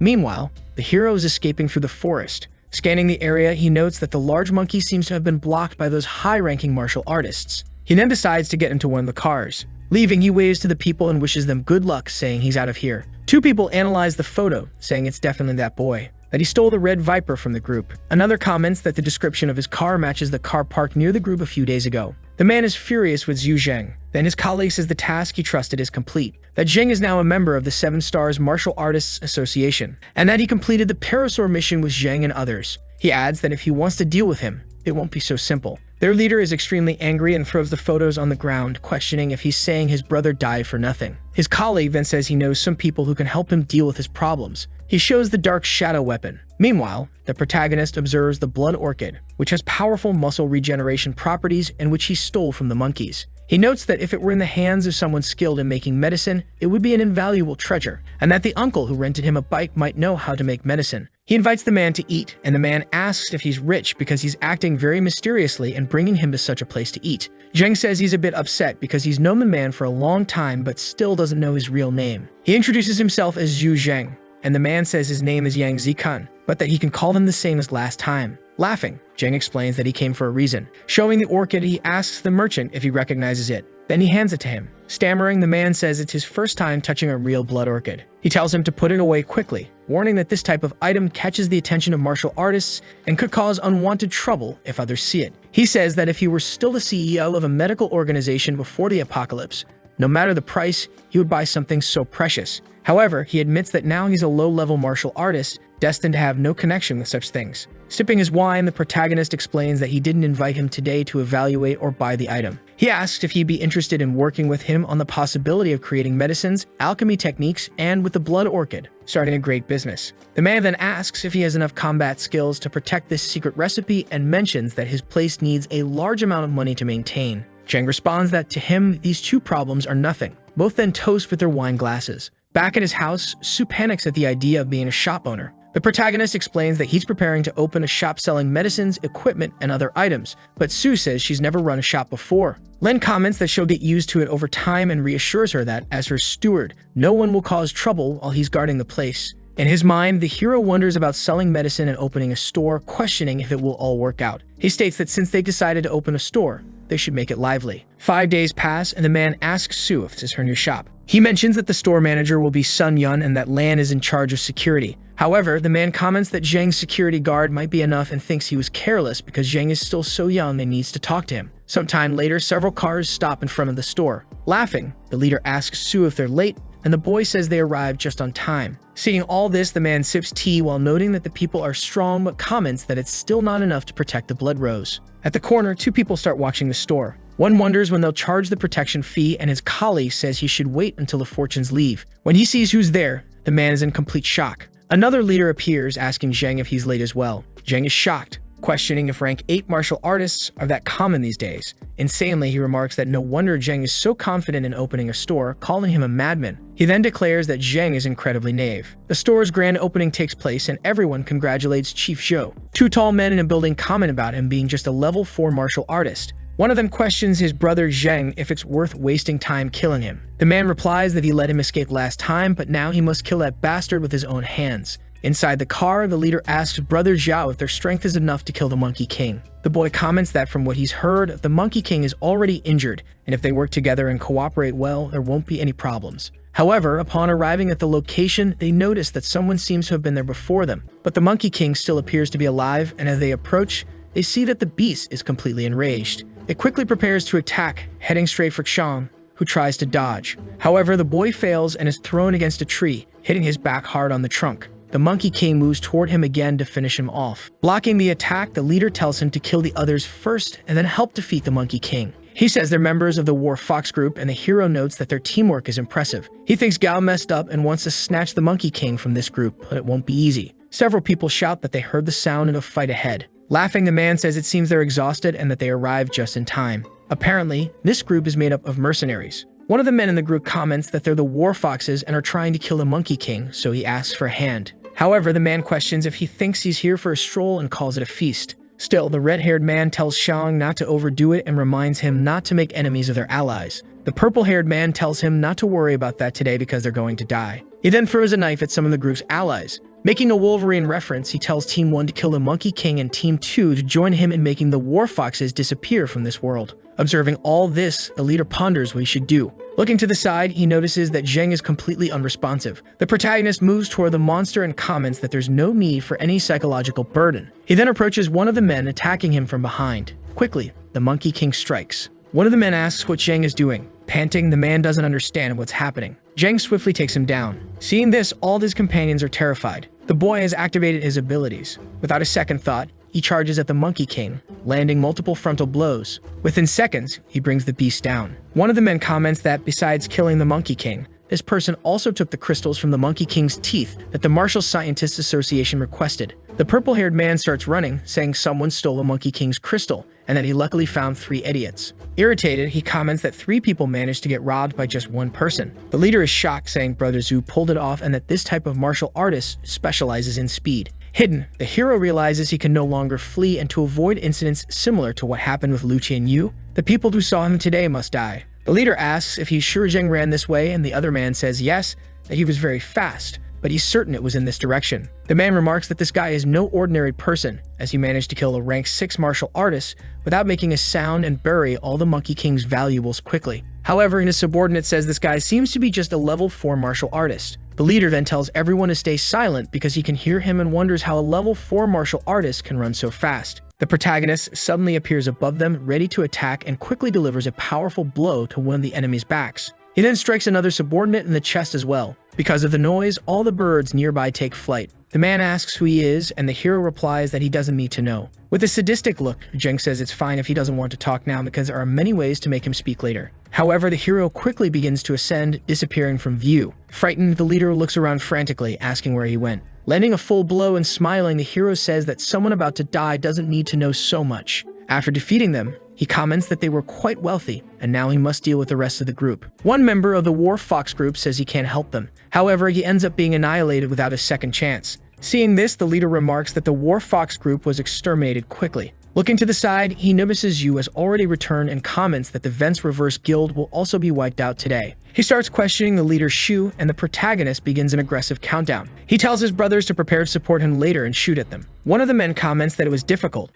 while the other remarks that the leader is taking too long to return. The two begin to notice something strange approaching. They wonder if it's the guy who stole the monkey item and if the leader went to kill him. Noticing the hero's weapon, they realize it's a high-conductivity weapon, thinking they'll become rich. Without ceremony, Andy begins firing his 3 standard arrows. They head toward the enemies. All 3 are easily hit. One of them charges forward, asking if he thinks they're weak. However, another person fires at him. The man narrowly avoids the shot. His colleague warns him to be careful because the enemy has friends. The shooter, their leader, remarks how refreshing it is and says he's wanted to kill that bastard for a long time. Elsewhere, a boy asks Brother Chen if they're going to intervene. Chen responds that there's no need for now. Watching the situation, he notes that they're retreating. One of his companions comments that Brother Chen is very strong, having fought 5 people alone. The leader says it was all thanks to Zheng, and if not for him, he wouldn't have gotten so much loot. The hero then remarks that they also have excellent teamwork. However, looking to the side, he notices something strange. He uses his ability and approaches the leader, saving him from a fatal attack. Hiding, he warns them to be cautious as they're being targeted by something. The sniper questions how he avoided the shot.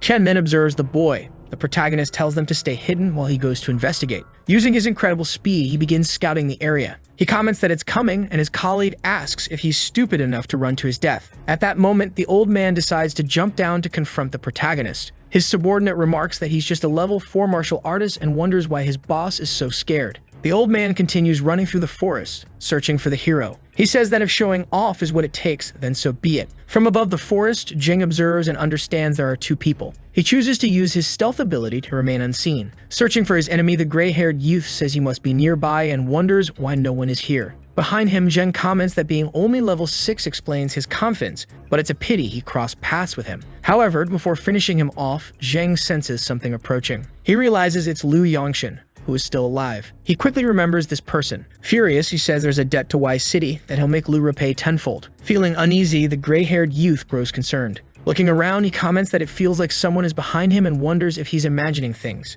Changing his demeanor entirely, Zheng states that killing them outright would be too kind. Since they want to play, he'll play slowly. The gray-haired youth then spots the protagonist. Watching him, he says he must get closer. Holding his blade, he remarks that one more step and he'll be able to kill him. However, the hero stops at a distance. Nervous, the youth realizes he really has stopped. Looking in his direction, he calls him to the confrontation. Not understanding, he wonders if Shang already knew he was there. Emerging from his hiding spot with a weapon imbued with magic, the youth declares it's time for him to die. His attack is strong enough to split a bow in half, but Zheng manages to evade it. Using his ability, Zheng appears behind the youth. He then unleashes his attack at full power. Afterward, he retreats. Realizing that the single critical attack was enough to cause him to lose a significant amount of HP, the man falls into complete despair, rolling on the ground from side to side. Pleading for his life, he begs not to be killed. The old man, witnessing this, understands that one strike had completely destroyed a level 6 martial artist. Zheng calmly observes the boy from above. He tells Zheng that the world is indeed small and that the city has thousands of people waiting to be buried alongside him.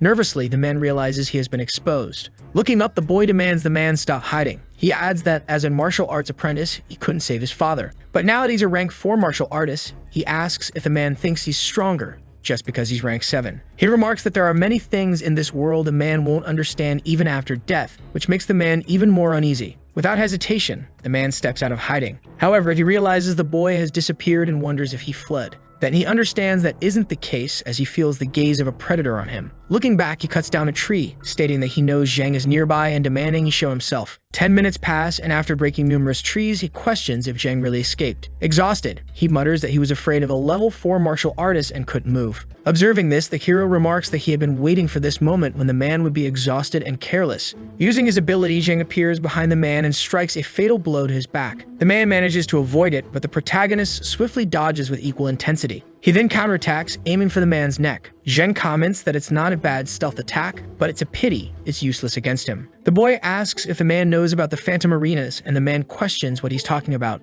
Explaining, Zheng says he used a phantom spider's venom and applied it to his dagger. The man collapses to his knees. Zheng says that thinking of his father and the people who die because of him, he shouldn't let the man die so easily. But he knows people like him can't provide any useful information and tells him not to worry, as he'll investigate who sent him. At the noodle restaurant, the protagonist thanks Xiao Heng for handling the equipment and skin this time, mentioning that he'll use stellar points to split the profits. The leader then asked Brother Zhou to stop and make a toast. Someone calls the hero, identifying themselves as the leader of the Lightning Flash team, Yu Xiao, and asks if he knows Zheng. The hero replies that he's heard of team leader Yu. At that moment, Yu Xiao says it's not much, and since Zheng seems impressed, he'll get straight to the point. He explains that in 4 days, the Lightning Flash team has a mission with a reward of a purple crystal and mission 596, asking if Zheng is interested. Meanwhile, at the association, a man asks if this time will be successful. His subordinate replies that Zheng has already understood the criteria for advancement, and it won't be an issue. One of his subordinates arrives, announcing that he has finally broken through.